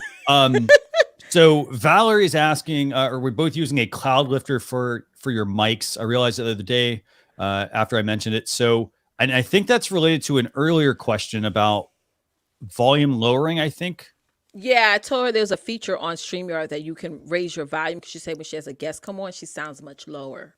So, okay, so that's actually something where I would strongly recommend. It's going to partly come down to the microphone that you're using and the microphone the other person is using. Right. So like if you're both using different mics, some people, for example, if they're like this mic, the reason I have a cloud lifter is because if I don't, this mic is going to sound really, really, really, really low. And I can't emphasize that, really low. And so I'm going to then have to push the volume all the way up. And what's going to happen is the gain is going to be so high, it's going to start to clip, meaning you're going to start to hear like at certain points.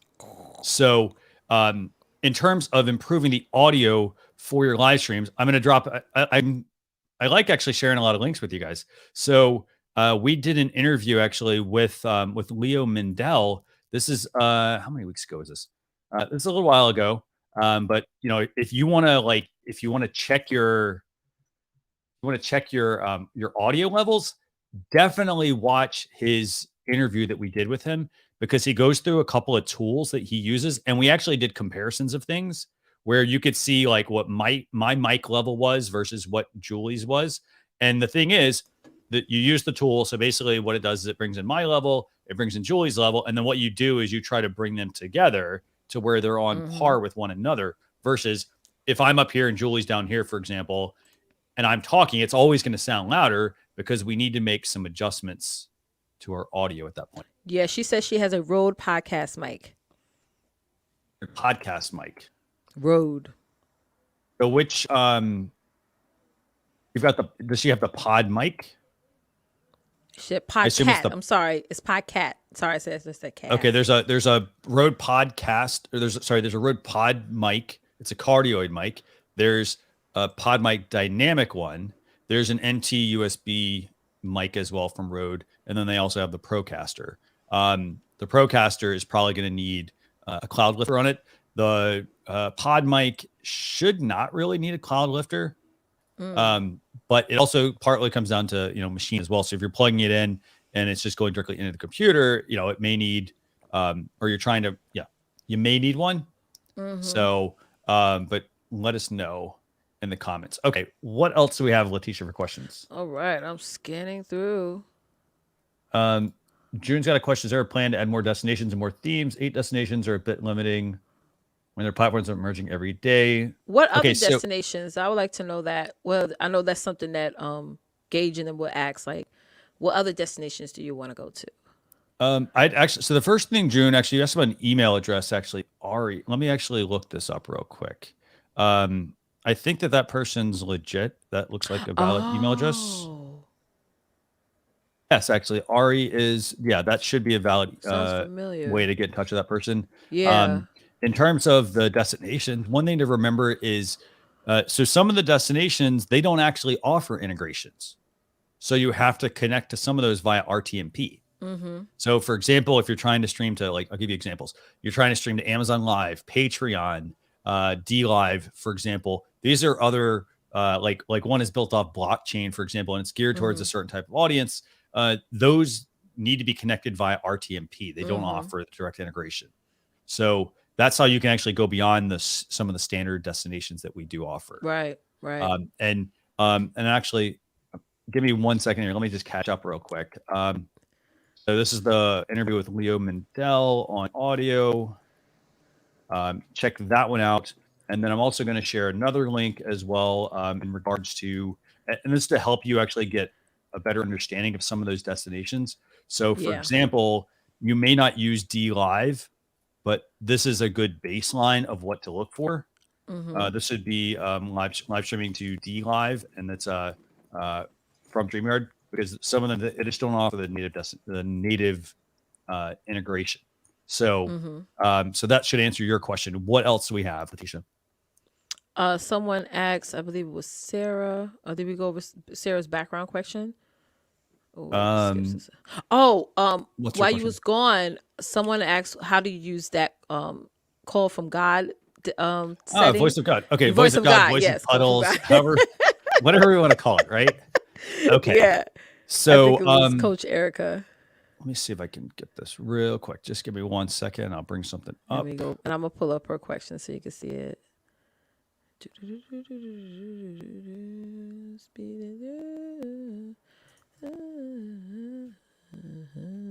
Okay, so here's what I'm gonna do. I'm gonna go into a test broadcast that I've got here and show you guys this. And by the way, I want to thank everyone who's backstage for hanging around.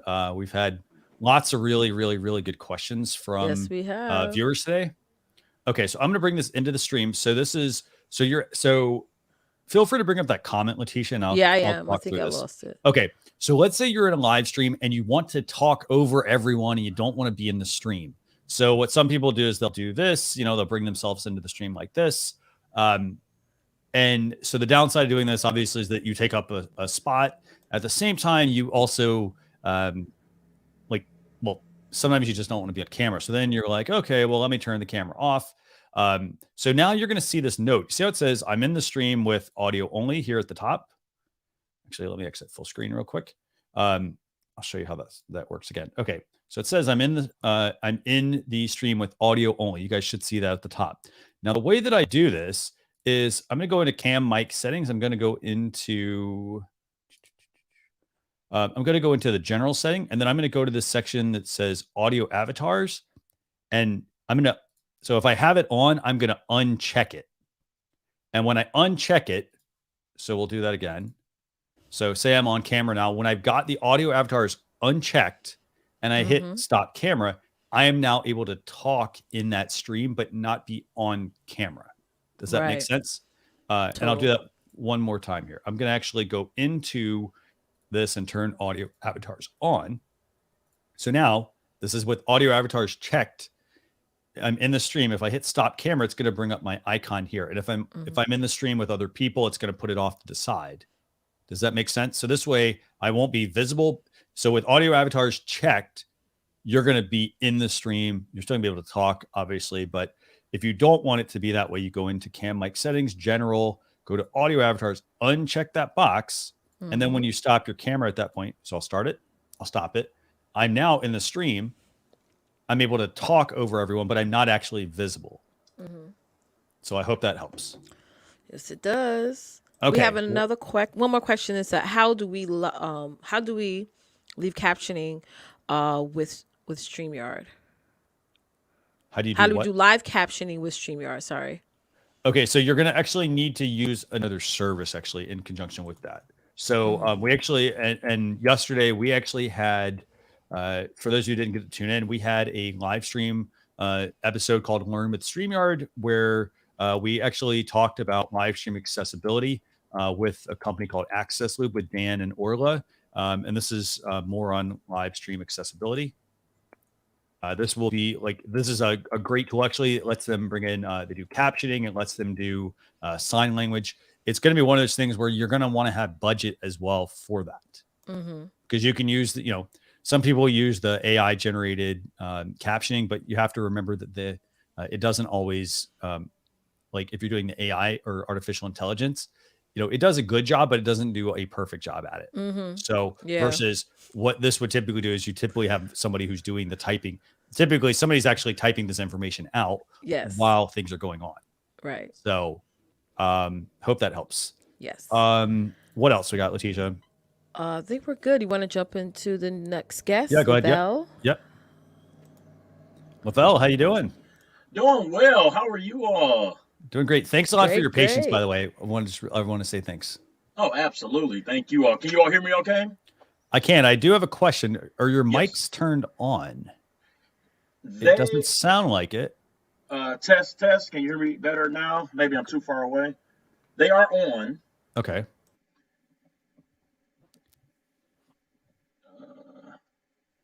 They're on like they're.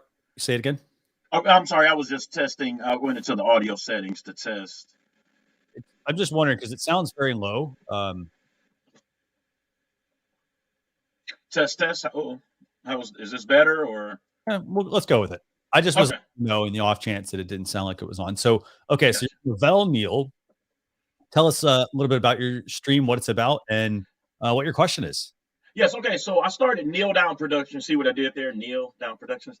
I started that. It's a production company. I do plays, Christian-based plays. So during the quarantine, I started a show called Quarantine with Lavelle. And I do the show weekly every Thursday night at 6:30 p.m. on YouTube and on Facebook. Yeah. And just wanted to know if you all could just kind of check out my page, give me some pointers. Sure. And where do I go? 2 questions. It's just go to Kneel Down Productions, Neal Down Productions on YouTube. And then I had a couple of 2 quick questions after. Yeah, sure. Okay. How about this? Go ahead and shoot the questions out. What are those questions? Sure. Okay. So for the first time on Thursday's show, I had the lady who runs, it's called the Detroit Rescue Mission. We're in Detroit, and they feed the homeless and shelter the homeless. And she was 80 years old, and she did not have access to a computer, so she wanted to call in. Okay. And I didn't know what to do. So one of my guests who works with her just had her to call on the phone, and he just kind of held her mic up to his speaker or whatnot. So just wanted to get some information on that. Good question, actually. Okay, so that's a great question. So I would say this: if you're going to do a call-in show, for starters, I've got a blog post on this on how to create a call-in show. Here's the thing: I actually don't have the blog post. Christopher Fredrickson, who's in our Facebook group, actually he wrote the article. But what I would recommend for a call-in show, so I'm using a mixer, so I'm using a Rodecaster Pro, and so it's physical hardware. So basically, I run all my mics through it. So if my mic doesn't have enough volume, if I want to adjust the gain, all that stuff, it goes right through the mixer. There's a 3.5 millimeter output on there that plugs directly into your phone. And what that will allow you to do is then somebody calls you, let's say they then call you on this that's plugged in. They will then be able to be patched into your live show. Okay, so now my phone, I have the Galaxy S20. Okay, cool. There's no. So you need. Jack. Okay. Yep. Nope. They're actually. So hold on. I got you covered. Christian got it. I got you covered. Okay. So I'm going to bring this I'll bring as much of this into the shot as I can. Okay. So for starters, here's my phone. Okay. As you can see, I've got no headphone jack there as well, right? I've got just what is this? Lightning? Yeah. I've got a lightning connector. Okay. So here's my 3.5 millimeter. This is actually running directly from my Rodecaster Pro. Okay. And then now I have an adapter. Sorry. Hopefully let's get this to focus. So I've got an adapter here, and I think I changed something on my camera actually. No, put your hand behind it. Let's see if that works. Ah, good. Yeah, you know what, Leticia, that was quite a hack actually. Okay. So here's the 3.5 millimeter. This is good actually. So this is a good point, by the way, if you're doing cameras and you're getting a lot of things that aren't focusing. I mean, great tip, Leticia, because the thing is you need to put something that's a solid background that it can focus on. And if it's in front of my face, it's probably picking up my face. So this is a 3.5 millimeter jack. My phone doesn't have it. I have to use one of these. 3.5 millimeter. So we're going to basically plug this into this, just like that. Okay. And now you've got the connector that goes into your phone, and then your phone will pick up as a 3.5 millimeter connector. Right. And then all somebody's got to do is they either call your phone. I don't know I can't remember if the Samsung has a similar FaceTime type app, but I think it's a Google product, right? You could probably have them call via like Google Voice or something, or they can call your number directly. And once that is plugged into your phone, let's see if that works. Maybe not. This is gonna. Okay, there we go. There once you go. It goes into there, this is going to then come in as audio in your mixer. Okay. And you're going to be able to take a call-in show just like that.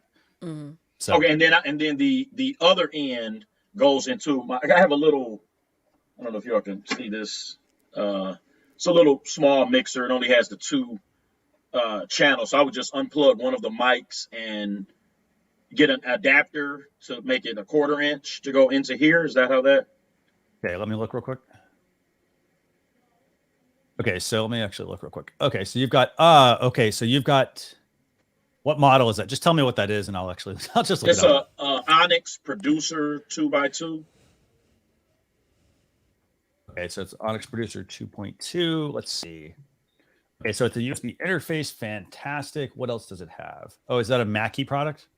It is. Nice. Mackie, by the way, makes good audio products, by the way, for people that are interested in audio. That's the mixer, by the way, he's holding up. By the way, Lavelle, can you just hold it up real quick? Okay, so tell people what this does while I'm looking this up. Okay, so I bought it. It was from Micro Center, called the Producers Bundle. Okay. And it came with this two microphones and the headphones. Okay. And I do need to check though, because you said it's kind of hard to hear me, so I want to make sure that that's taken care of. But I do like it because I'm not like completely tech savvy. Yeah. So I just want to, it's something that's really, really simple. It plugs in via USB right into the computer, and you hook the two microphones in and the headphone jack. Yeah, it's a really cool. They're good products to have. I do have a green screen behind me. That's why the green lights down there are the same color as the background. No worries. Let me see. Let me see if that has a phone option. Actually, I haven't seen one yet. I don't want to tell you have to go get more equipment, but like, I don't see one. I see one for headphones. There's a port for headphones there. I don't see the option to plug in a phone. Let's see. Well, if I hook the adapter into a. Okay, yeah, okay, yeah, you might be able to patch it in via that actually. Okay, yeah, because this has it's for the microphones as well, and then this can plug in there also. You could try. Here's the thing. That is an easy, I would say, without even going and buy equipment, that would be an easy test to conduct. Okay. So like I don't have actually any of those cables with me right now. I would say if you have that cable, just plug that. I mean, you literally just need exactly what I showed here. The adapter, the adapter for your mobile device, and let me do this again. I love Leticia's trick she showed me here. Yeah, that's so it looks a little, I just need a piece of paper or something, but like, you have the adapter. So you need the adapter, probably USB-C for that phone. And then you just need, in this case, this is 3.5 millimeter. You would just need the right headphone adapter to the other cable to plug that in. Okay. And that's an easy test. And then if you're like, hey, it doesn't work, then we go the route of another mixer. But check out that article as well, because there's really good info there. Okay. Sounds good. Awesome. Very cool. All right. Okay. So I pulled up your YouTube channel. Okay. What I was not pulling. Tell me what it is again. Okay, it's NEAL Down Productions. Okay, here we go. Okay, cool. I got it now. Okay. So this is Neil's YouTube channel. We've got about 30 something subscribers, 61 videos. You're getting, looks like 5 to 10 people viewing the videos. Okay, what questions do you have for me? Well, what advice would you give? I've been using I started StreamYard back in May. If you go back to my first few episodes of Quarantine with Lavelle, you'll see how horrible it was. But I frequently go back just to watch my growth, or whatnot. Yeah. But so I have like an opening. I have various, guests on the show. We kind of deal with a variety. It's a Christian-based show, but it's not all Christian. I've had accountants on. I've had pastors on. I've had I just had the group on that feeds the homeless. They have an event coming up, so I wanted to help different people that are doing plays or whatnot. So just kind of trying to build the channel up and make sure everything. I actually went back recently because of something you all said last week. Yeah. And changed every one of the titles. Because I started off with Quarantine with Lavelle, but I know it only shows like up to 50 characters or something like that. Mm-hmm. So I went back and I put Quarantine with Lavelle is still in the title, but I made sure, like, for instance, you'll see on the screen there, the small business owner, Regina DeBose, Okay. So I made sure I put in things that people would see when they first log into the page. Right. Yeah. So I would say this. So when I go on your channel, I will say the couple of things one thing at least I notice. I think your titles need to be sort of punchier but shorter as well. Like Yeah. focus on what the episode is. For example, this one right here, for example, streamed 2 months ago, Men and Mental Health, for example. I think that's a potentially good title. Yeah, that's a good title. You know, so I know what I'm getting into. So it'd be like Men and Mental Health with, and let me see if I can get the rest of this to load. Let's see. Okay, so well, actually, one thing I would say when you schedule, and this is to everyone who's streaming on YouTube Live, by the way, see how there's no live chat replay? So make sure you always go into your YouTube video that you've scheduled on YouTube, and there's a setting you're going to want to enable live chat replay. It's not on by default, so you're going to want to make sure once you schedule your lives, you go into YouTube and enable the feature. That way it'll save the chat, for example. Okay, so a couple things here. So for starters, you don't have any tags. So the title, the description, the tags are, you know, they work together on YouTube to get your content pushed out in front of other people. Right. So for example, if you're doing a show about men and mental health, for example, with therapist Tanya Troop, I would, if it were me, I would take all of this out. Doesn't matter. Here's the thing, because here's the reason why. The episode number, the season number, Quarantine with Lavelle, doesn't really matter. It doesn't matter because it's branded as Quarantine with Lavelle, but the thing people are learning is men and mental health. Yeah. So I would do something like men and mental, like I would even search on Google, like or YouTube, sorry, or people, you know, putting what comes up when you search men and mental health. And then I would say, okay, like if you see that people are putting in men and mental health, like spelling out the word and, I would say men and mental health with Tanya Troop, for example. Yeah. Okay. And then in the description, you know, you might ask a question. For example, you know, how important is how important is, and you vary some of the wording. How important is mental health for men? ? On this episode, we have therapist Tanya Troop on to discuss men and mental health and why ... Okay. And then throw in 3 hashtags. So for example, you've got Quarantined with Lavelle. That's your branded hashtag. What's your broad hashtag? So how do you get into another conversation potentially? Okay. And then you've got Black History Month there as well. And this was from back in February, so that made sense. Anything else you would add, Leticia, to that? Yeah, I totally agree. But with the whole title, The Quarantine with Lavelle, is that something that you're going to continue to have, or are you going to like switch it up a little bit?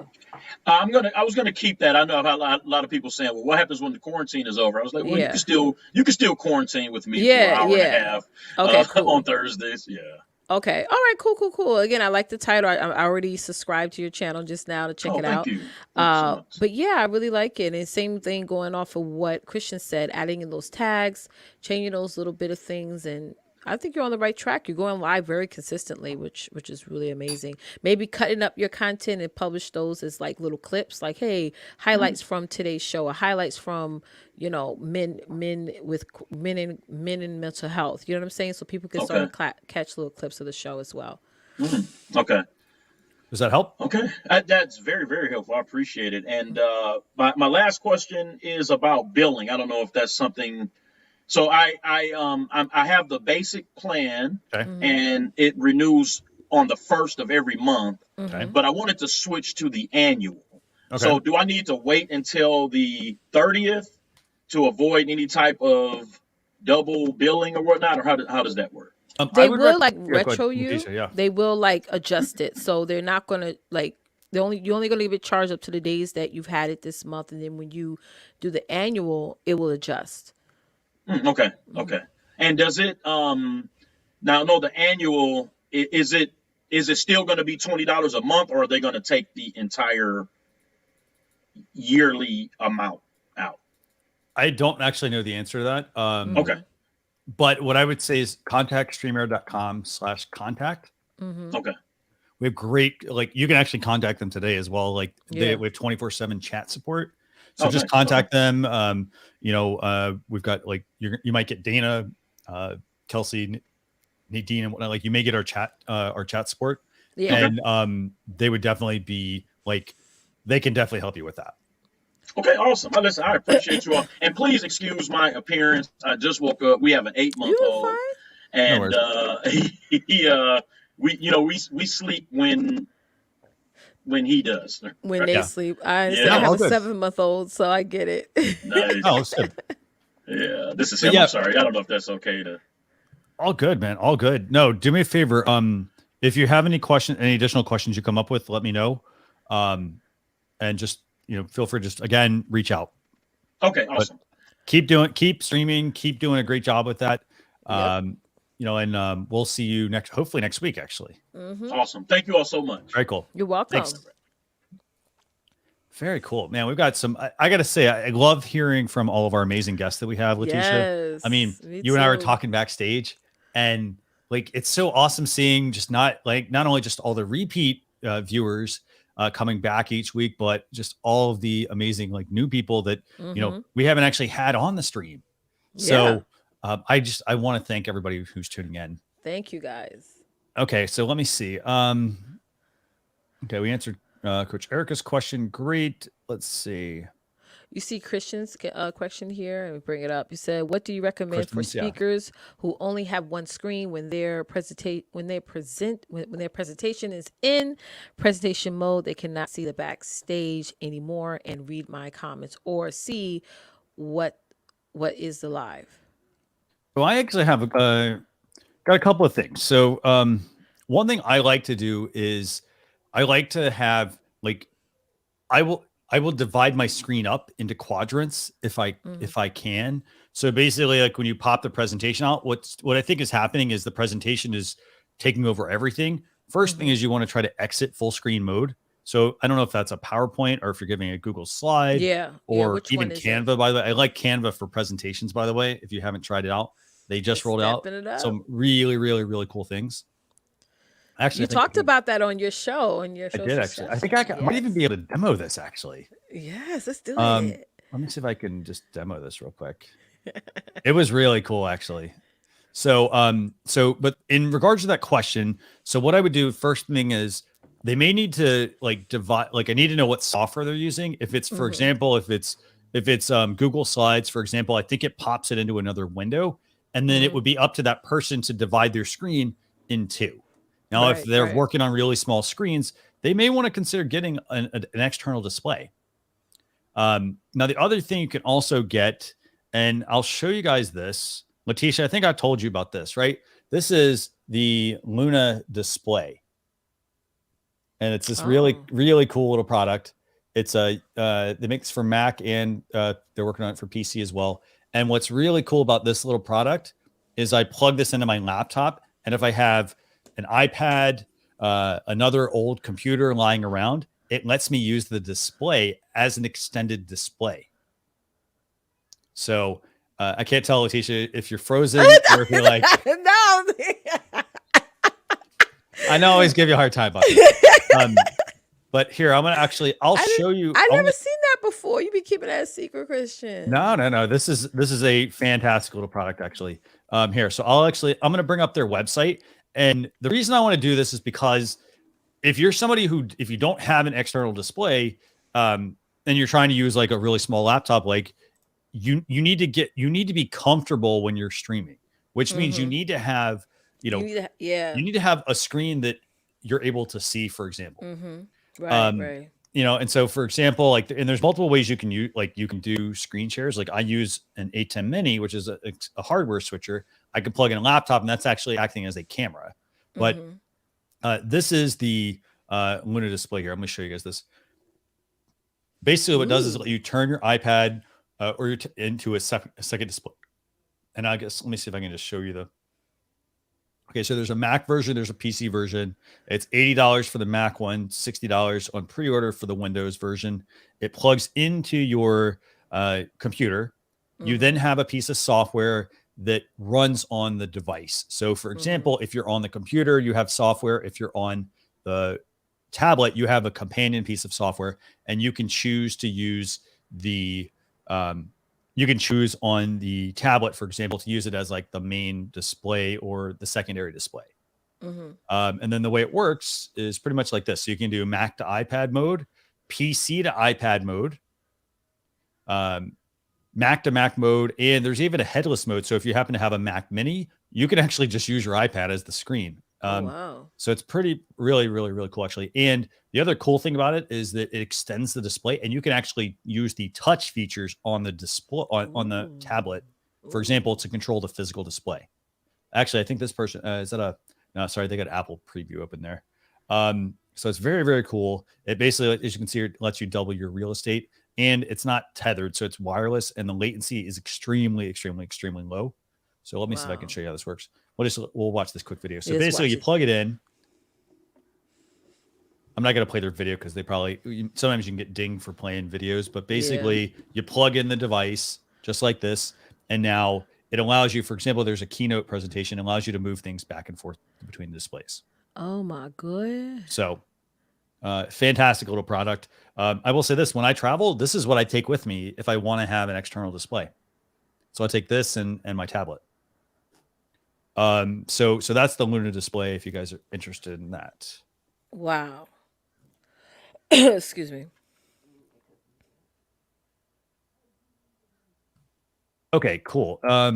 What other questions do we have, Leticia? I know we got Jeff waiting here backstage. Yeah. So he said, Jaden said, I have a question. I have YouTube, no subscribers. I want to get them back up. How do I do that? Patience. And again, it's the foundation is your content. What content do you want to talk about? What are you sharing? That's like the foundation of any channel. What do you think, Christian? Yeah. I'd say this, the other thing you could do is go and engage, well, for starters, if you don't have any subscribers, that tells me something's wrong with the content. The other thing, though, it also tells me is that, so the content may be good content, but you're not optimizing it properly, i.e. you're not focusing on the title, the description, the tags of that video that you're publishing. So just because you publish it, it doesn't mean that people are going to see it. Right. So YouTube determines what people see. So for example, if you're just streaming to YouTube and let's just say the video quality, the content's not very good, then people aren't going to necessarily want to tune in. Or if they do tune in, maybe they're tuning in because they don't really know what they're getting. Right. And you also have to remember, ask them to subscribe, remind them throughout the video. For example, I'll do it right now. For those of you who are watching this live stream, be sure you click the like button and the subscribe button as well for us. We actually want to get you to subscribe. And as you can see, I just brought up an overlay, by the way. It says like and subscribe. So, this would be something where as you're building a show, you want to have various times when you mention things. So for example, I don't want to always be mentioning hey, like and subscribe, but I may want to mention it 2 to 3 times during the show. Right. Kind of like, hey, we're running a giveaway, by the way. Don't forget, if you want to win one of the Puddles ducks, you can put in #LoveStreamYard, and our giveaway tool is actually collecting it. Ooh, sorry, Leticia. Actually, you know what? I just realized What happened? And I had to do a restart. Actually, I think I lost the giveaway. Yeah, I lost the giveaway entries. By the way, so if you are tuning in to the live stream and you have not put in #LoveStreamYard, do me a favor, do that again, because I think I lost it when I was. One more time, please. Yeah, because I had an issue earlier, so I had to restart my computer. But you want to have different prompts throughout the show to get people to subscribe. So make sure you tell them, and you don't be afraid to tell people, hey, thanks for tuning in. Encourage them to like and subscribe to your channel for more videos. Tell them what they're going to get, by the way, too. So, okay, what else we got here? Let's see. I see a lot of people American English with this guy. Got to jot down those notes. I love hearing that. Yes, you got pen and paper. Exactly. I love that people are taking notes seriously. When people are like, hey, I got my notebook out, take some notes. Yes. And then act on those notes. Yes. Let's see. So Tanya had and Jeff, we're going to bring you here in a second. Okay. So Tanya had another question, but she says, how do I create thumbnails and end cards? So I'm going to make sure I leave that open. Let me actually go I'll share Canva actually. I'll go into Canva. Yeah, let's share Canva. Canva is a great platform. That's where I go to make my thumbnails, guys, and just use a thumbnail template. There's tons, but again, make sure it's not busy. Yeah. A lot of us get a little bit, and you got to think of we may like something and it may be a design that we like because it fits us, but then you also got to think of the person who's landing on that video. What is going to catch their eye? And you mentioned something really good a few shows ago, Christian, about especially if you're trying to, let's say if you're doing, like, for example, Tanya's case, taxes, look at other YouTube channels and see how their thumbnails are as well. Definitely. Yeah. And so what I have here, so you ask, how do you create thumbnails and end cards? So for starters, you need to make sure the first thing you always need to know is what is the size that I need to make the thumbnail or the end screen or the intro static graphic. And so in your StreamYard dashboard, if you go to brand and you go to the overlay section, there's a little question mark next to it. If you hover over that, it's going to tell you the recommended size. And we recommend 1280 by 720. So here, I'm going to do a couple of things here. Actually, let me see. You know what? Well, I think people know that where to find that, right? So if they go to the brands tab in StreamYard, there's a question mark and it'll show you the recommended size. It's 1280 by 720. Then what I would do is I would go over, in this case, I'm in Canva and I know what the size is. So I'm going to just, instead of going here and searching for something, I'm going to say custom size. I want something I already did before, 1280 by 720. And at this point, I can actually now add anything I want here. So for example, there's all these templates I can pick from. Oh, the templates are not showing. Yeah. I didn't realize they were actually switching me to another tab. Let me actually bring that up. Yeah, the Canva does that. Thanks for mentioning that. Yeah. Okay, so here we are. We're in Canva. And so I've put in 1280 by 720, and then I can go through these templates and I can, pick from some of the ones that are already here. In this case, these look like presentations, I think, because there's like 25 or 26, which I think are slides. So we're going to pick up, like, let's just see. Like, for example, let's say we don't want a video. We could do a video, but let's just do that. Let's just pick, what do you want to pick, Leticia? What are you doing, templates? Yeah. You got to go to the templates button there. Okay, so we'll go to templates, and then let's just say see all. Let's just say we want to use this one right here. Yeah, use that one. Yeah. Okay. So this is now going to be at that 1280 by 720. And then what I can do in Canva is I can, like, let's say I don't want this. Delete. I can get rid of that. Let's say I want to move this and this. Let's say I want to actually increase these. I can just do this.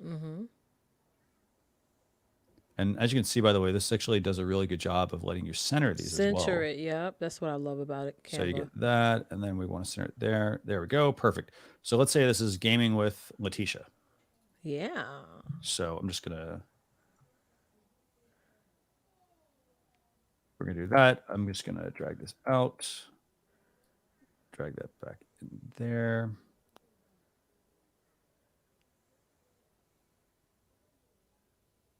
Okay, great. So there's gaming with Leticia. So I could go with something like that. That, for example, could be my intro graphic that I use.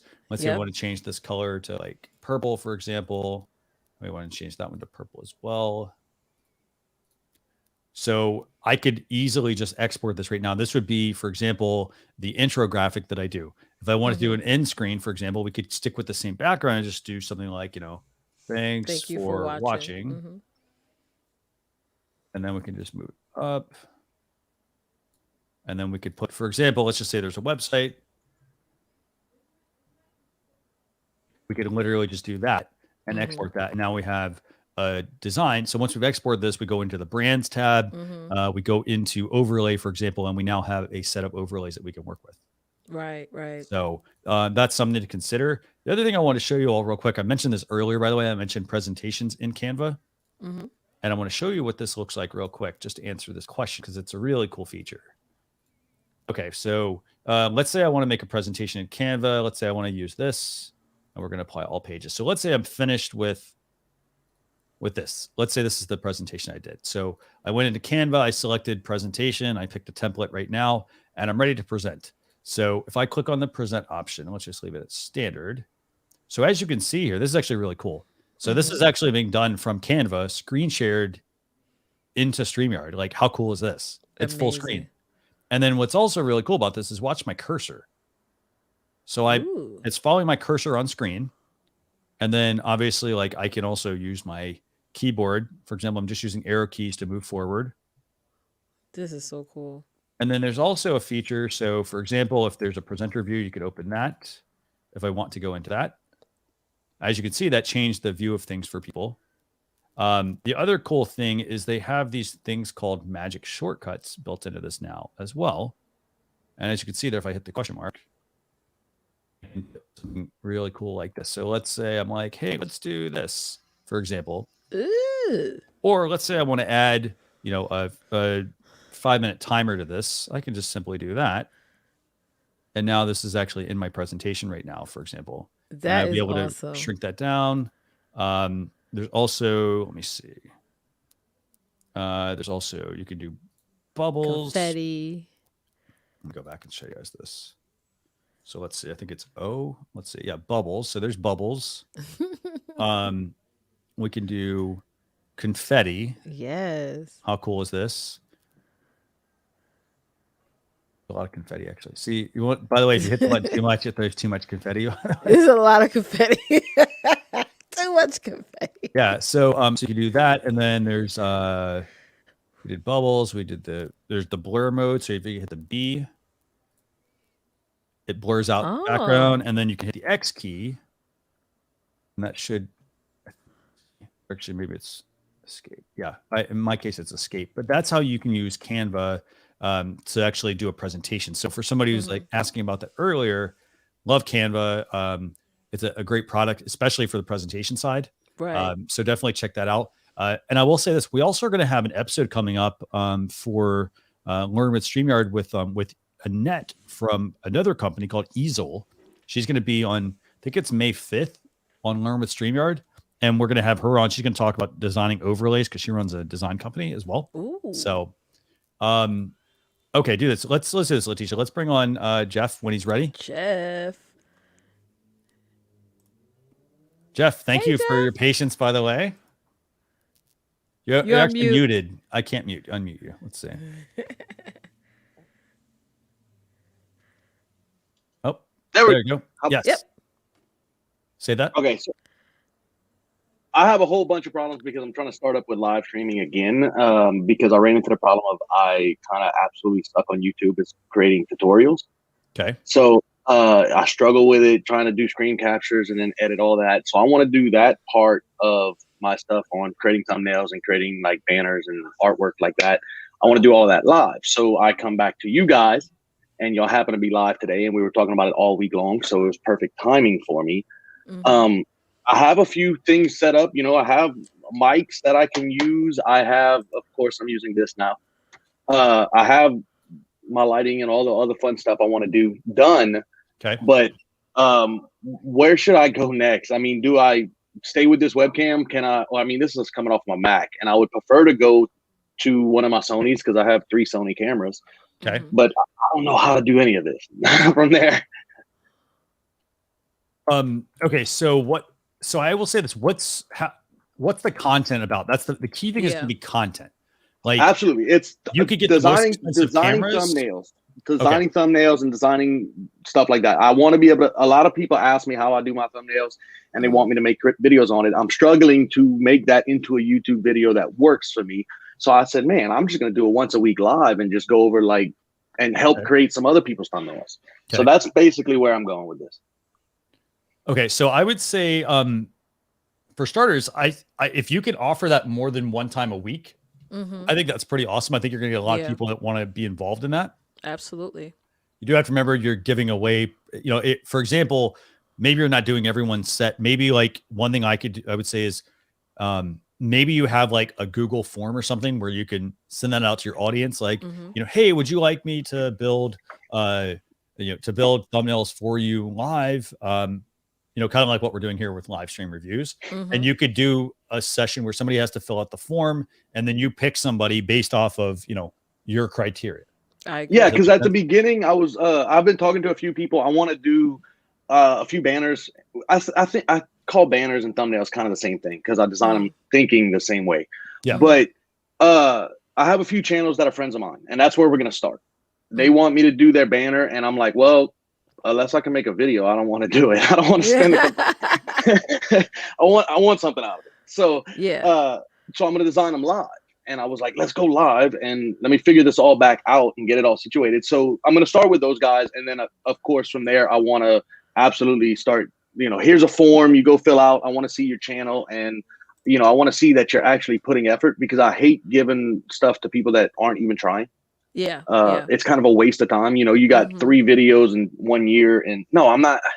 That's not the kind of people. I want the people that are hustling and trying, and this is just something they're not good at.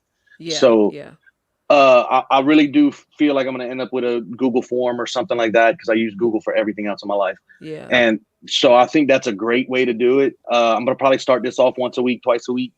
Probably once a week.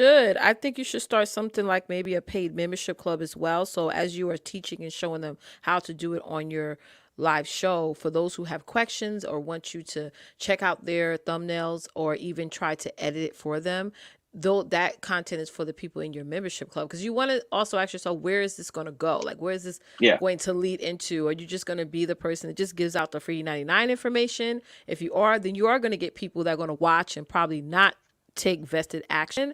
But if you're really here to help people, then create those videos, but also have something for those of us who want to learn how to do it on our own, but also be able to have you there as support to ask questions too. And that's where the paid community comes in. I have a really good question real fast. Why am I staring at myself and not you guys? Why can't Because we have you featured. One other thing I would also say, by the way, I got it. Okay. There we go. Yeah. I was wondering, but I do have a point to make actually about that. So one thing I noticed, and I'm kind of doing this myself as well, you're looking like your glasses have like a lot of glare on them. Not to say take them off. I'm just saying like part of it, like adjusting the camera and the lighting as well. So when you do get into doing tutorials with people, one thing you're going to want to do, and I'm not doing a good job of this, by the way, because my monitor's on this side and my camera's right here, is making sure you get things positioned properly. For example, putting your camera in front of you, and then like, this is kind of silly. My camera has a screen on it that's at the top, but if I don't look at that, look at the lens. So I have to be like, okay, like I don't want to really look here. I want to look here. So, but you found a tool for that, Christian. Yeah. Well, see, I've actually done a video on that exact topic, because my whole channel is about creating YouTube and creating stuff with cameras on YouTube. That's all I do. So, and then it's more of the live action, running around doing stuff and videoing. So with that being said, I know I don't have lights set up for this situation. I had it set up for a video I was videoing 30 minutes ago. So that's why I'm probably not, I wasn't even paying attention to the glare. I wasn't even thinking about it for this one. But you're absolutely right. I'm just giving you advice. If you're going to do tutorials for people or you're going to teach them something, one thing you need that eye. I mean, granted, you're going to be looking down, but you're going to want to make sure your things are positioned to where, they're going to you're going to be making that connection by looking into the camera at them. Right. So, okay. So I would love to go in and get my Sony A6400 with the 16 millimeter and be able to use that as my main, okay. Right. And then just screen capture. I don't want to overcomplicate this. I mean, I can make it great and fantastic if it blows up, but if it's not, I want to make it simple and it needs to fit in my life. So is there a way to run the Sony 6400 with just a cable, or is this a $300 purchase? Or so you're going to need, with the 6400, like I have the same camera. You're going to need to have a capture card. Okay. And there's 2 ways you can do that. The first one is you can get the Elgato Cam Link. It's an HDMI adapter. So you're going to need that. The other option, and that's if you don't want to go with the other option. So you have to kind of think about it like this from a design standpoint. If you use the Cam Link, it's going to give you your one camera. It's going to plug into your computer. The other option is consider something like the ATEM Mini Pro. You will not need a capture card with that. So let's just look at it like this. A capture card is about $150. The ATEM Mini Pro is between, I think it's $300 and like $900. And the way that works though, is it allows you to plug in a couple of things. For starters, you can plug your HDMI cameras directly into it. Yeah. You can plug 4 of them in, but you can also plug in an iPad, an iPhone, any of that kind of other stuff. So if you have a drawing tablet, like if you're drawing on an iPad, for example, or you want to show somebody the iPad, you can plug that in and that will, that can appear on screen. So basically it has buttons that let you switch between different ones. Now, the other cool feature though, that it also has, and I'll turn this on, my camera's going to, I think it'll go black. Actually, no, there it is. So you'll see in the top corner, it actually has picture in picture. So let's just position it like this. I could be in the bottom corner here, right? But then you could have the camera feed, the main one being like it could be Photoshop. Well, it could be Photoshop. It could be you can plug another laptop in. You could plug a tablet in and be talking to it while you're doing that. Does that make sense? Mm-hmm. Yeah, absolutely. I'm just trying to get. There you go. Yeah, when we're starting off, I'm trying to just. I want to get this going as fast as possible. Yeah. And I hate this camera. But plan it out first. You know, make sure you do it with intention. Like, what is the goal of the show overall? What is going to be your call to action? Because if it's just going to be them learning, then expect what you need to expect from the people who hop on and just want to learn. Like, what is the overall big picture goal of this? Yeah.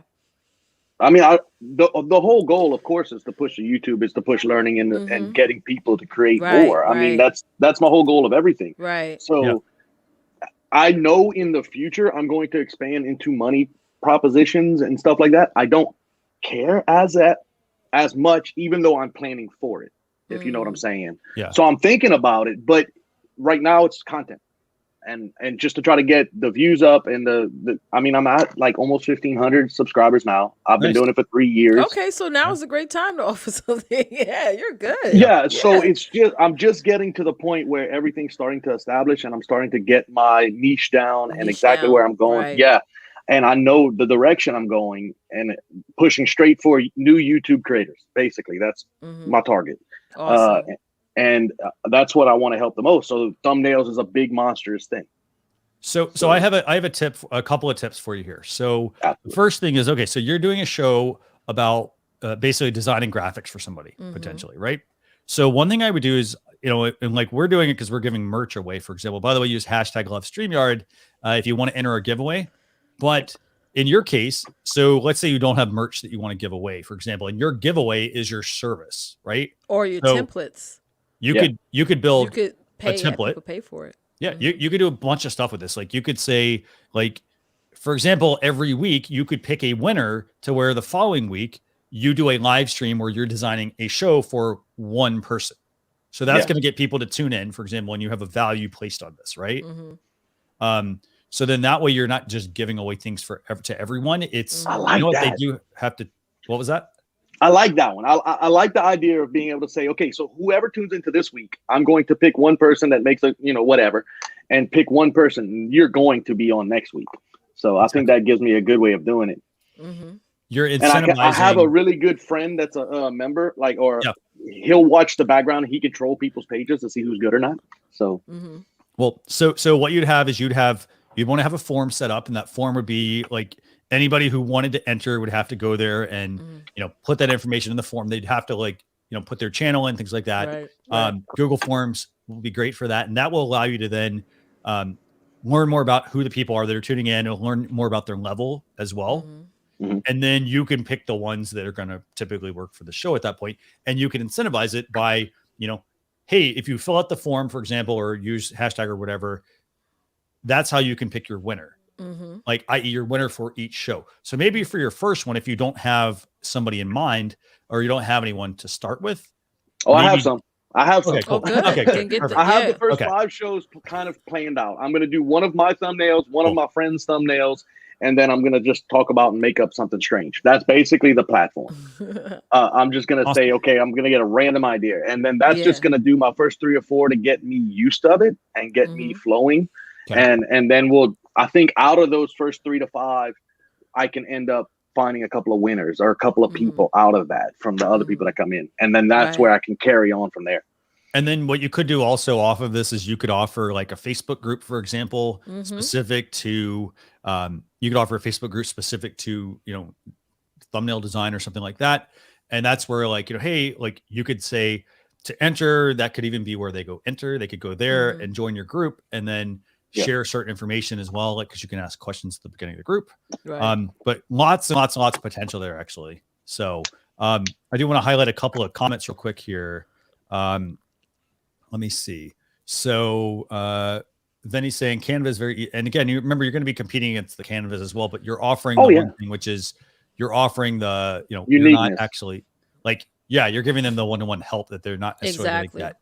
Canva. let's see. So there's that. And I believe in Canva, by the way. I think it's a wonderful platform. And I've pushed a lot of people that way that have no intentions of ever learning Photoshop or Lightroom or any of these programs. But for the people that want to dive a little deeper, I mean, and stand out and really separate, that's where, and that's what kind of weeds my people out. I mean, the people that are just doing Canva aren't going to come. They may watch one, but they're not going to keep coming back. It's going to be the people that are willing to put in the effort. So absolutely. I'm excited. I'm sorry. I'm excited for you. So let me see. So, awesome. Anything else you have questions on? So no, I'm figure out a way to get, if I end up going first 5 with just this webcam for now, until I can figure out a way to get one of the capture cards and then get that going, that'll be wonderful. Cause I know I can run cameras. I've been running cameras for 15 years. So if I can get it connected, then we can really make it look pretty and stuff like that. But I'm not really too concerned. I think the value is more the content created than whether this looks great or not. Fantastic. Yeah. And there's some good questions in here, by the way. Some people were saying, when you get a capture card, if you go the capture card route, don't get the cheap one, is what they're saying.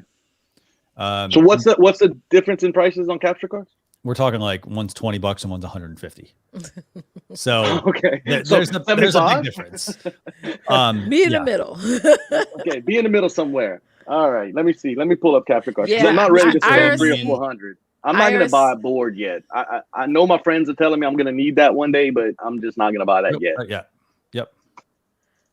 Cool. Very cool. Let's see, capture. I'm over here on Amazon now. No worries. Oh, that's cool. And then I don't know if this. Someone was mentioning actually, if you have a .edu email address, Canva's free. I didn't know that. Oh, wow. That's good to know, actually. Huh. My dad has one. He's in college. Very cool. Well, the good thing is, here's the thing. I mean, I think you got a good start for your live stream show. Yes, so, if you want to, when you get that started, do me a favor. Just send me a private message, Jeff. Seriously, send me a private message. And I'm following your YouTube now. And checking you out. And if you send me a private message, I want to just get more information on your show, maybe a link to it and that sort of stuff. So, well, I'm going to absolutely, it's planned out to start in May because I'm doing a video every day in April. Nice. Yeah. And that's absolutely murdering me. So, so I'm going to, everything's got to wait, but I'm starting to plan now because I have a week until I want to start going live in 2 weeks. So that's what I have to figure this all out again. Okay. Got it. Very cool. So, and then I'll make all my pretty graphics with y'all program. I love this thing. I want to thank you for joining us, by the way. I really do. Absolutely. Awesome. So thank you, Jeff. I'm going to go find a capture card. Okay. Bye. Bye.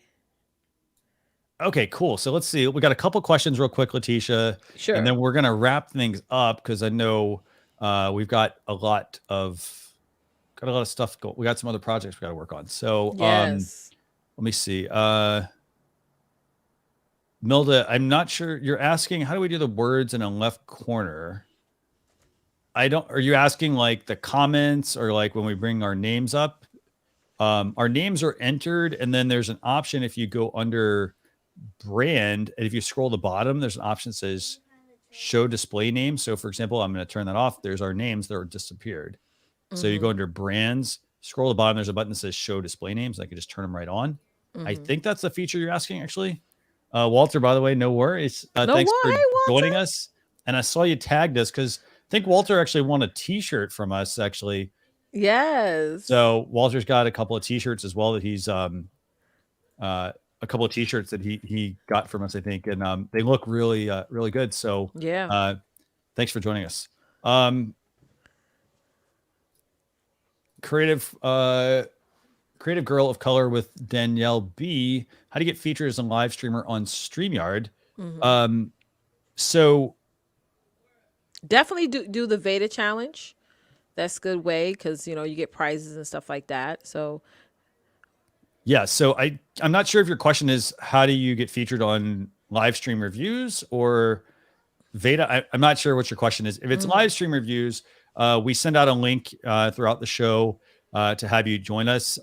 We're going to wrap this one up, but we'll be back again next Saturday at 12 p.m. Eastern Standard Time. So we'll make sure make sure you tune into us on the StreamYard YouTube channel, youtube.com/StreamYard. Right. And then let me see what else we got here. I did want to address one more question actually real quick. And this one's from, sorry, Milda. There's a words in the corner text appears what you say. So I think I'm not sure if you've got captions turned on. Yeah, you probably have the captions on. If you've got captions, that would be directly on the platform on YouTube or Facebook. So if you go to YouTube or Facebook on the video, there's a captions option. You have to turn them on the platform that you're watching on, like YouTube, Facebook, etc. If that doesn't answer your question, let us know. And there's one other question I did want to, Walter, actually, how about this, Walter? Just private message me. We'll talk more about that. And then I just have one other question. This question's from Bennett, actually, because some of you may be experiencing this. Why am I getting a message saying you can no longer live stream to Facebook? So I don't know if that's a message that came from Facebook or if it's a message that popped up in your dashboard. I know Facebook was having some issues at least yesterday, and I think some people had it today, where we were being told like to reconnect to Facebook and things like that. I had to do that. Yep. Same thing happened. Yeah, it wasn't working yesterday. It's working today, I think. I think that's what you're asking. If that's not, and if it's about like, oh, I can no longer, like if it's something else besides a message on your dashboard, contact our support team, streamyard.com/contact, and just reach out to them. They're more than willing to like help with that. Okay. So with that, Leticia, we're going to go to the giveaway, and we'll give everybody, so you could take like a quick, like, let's do 45 seconds, go to StreamYard, just go to, put in hashtag of StreamYard. Yep. You have not entered yet. So put in hashtag love StreamYard. Exactly. Right. And what are they going to win, Leticia? You guys are going to win, I think, a duck. Today? A Puddles duck. Puddles, yes. And so we're going to pull this up. Puddles. Do me a favor. I don't even have one of these, by the way. Me either. I'm putting my hashtag in too. So we'll make sure we get these out. So what we'll do, just put hashtag love StreamYard, and then I'm going to draw a winner. Ooh, exciting. Very cool. Yes, this is awesome. And people are asking, how can they get access to the giveaway? So we mentioned here, and let me actually I'll put a link to this as well, by the way. Don't forget to put hashtag love StreamYard if you want to win the plushie, the Puddles plushie. We talked about the giveaway tool actually on our town hall. Just a quick note, by the way, we do the town hall every single Sunday at 9 p.m. Eastern Standard Time. So this was, we talked about the giveaway tool on last Sunday's show. So they talked about like the tool, I think that, like potentially how you can get, I don't think we've announced it officially yet as a tool, but there were some details shared there. So do us a favor, check that video out. It was one of the announcements that Gage and Dan, the co-founders of StreamYard, made, because we know we get tons of people asking us for the giveaway tool. Okay. Yes, definitely watch the replays there. So let's give you 10 more seconds here. Yes. And I'm going to go and bring up the giveaway tool. Got good odds today, by the way. Got a lot of people tuning in, and I by me having to refresh my screen, we sort of lost some of the entries. So if you haven't entered, put hashtag love StreamYard. Leticia, you tell me whenever we're ready to go. Okay, let's wait a couple more seconds. All right, let's do it. Fantastic. Okay, so this is going to be for a Puddles plushie. Yes. So good luck, everyone. It's exciting. I hope the StreamYard doesn't win this. I know, that's what I was afraid of. And I hope I don't. Okay. I know. So yes. Winner, chicken dinner. Who's our winner here? Romalcha TV. Romalcha TV, I think. Malaka. Fantastic. So I want to say congrats. Let me just make sure I put this in there. So congrats. So do me a favor, Remo Lacha TV, fantastic. Thanks for highlighting that, Leticia. Please email marketing@streamyard.com and then put in the subject live stream reviews Puddles. and just tell me, and just send me your information. Just need your name, your mailing address, phone number, I think email. I think that's all we need. Yeah. But yeah, awesome. This is really fun. Great. So that's the giveaway tool, by the way. We talked about it on the last episode of the town hall, which I want to just give you guys a quick rundown. So we got the town hall. We've got 2 shows at least coming. We've got a lot more shows, but I'm just going to give you 2 days of shows. So we've got, what do we have first? Tomorrow we've got the town hall, right, Leticia? Yes, tomorrow's the town hall. I believe it's at 9 p.m. Eastern Standard Time. Yeah. So we got the town hall at 9 p.m. Eastern Standard Time. And then let me see what else we've got. I know we've also got live stream impact that Julie does. And that is on, let me see. Write this down. Live stream impact is on Monday, I think. Let me just find out actually.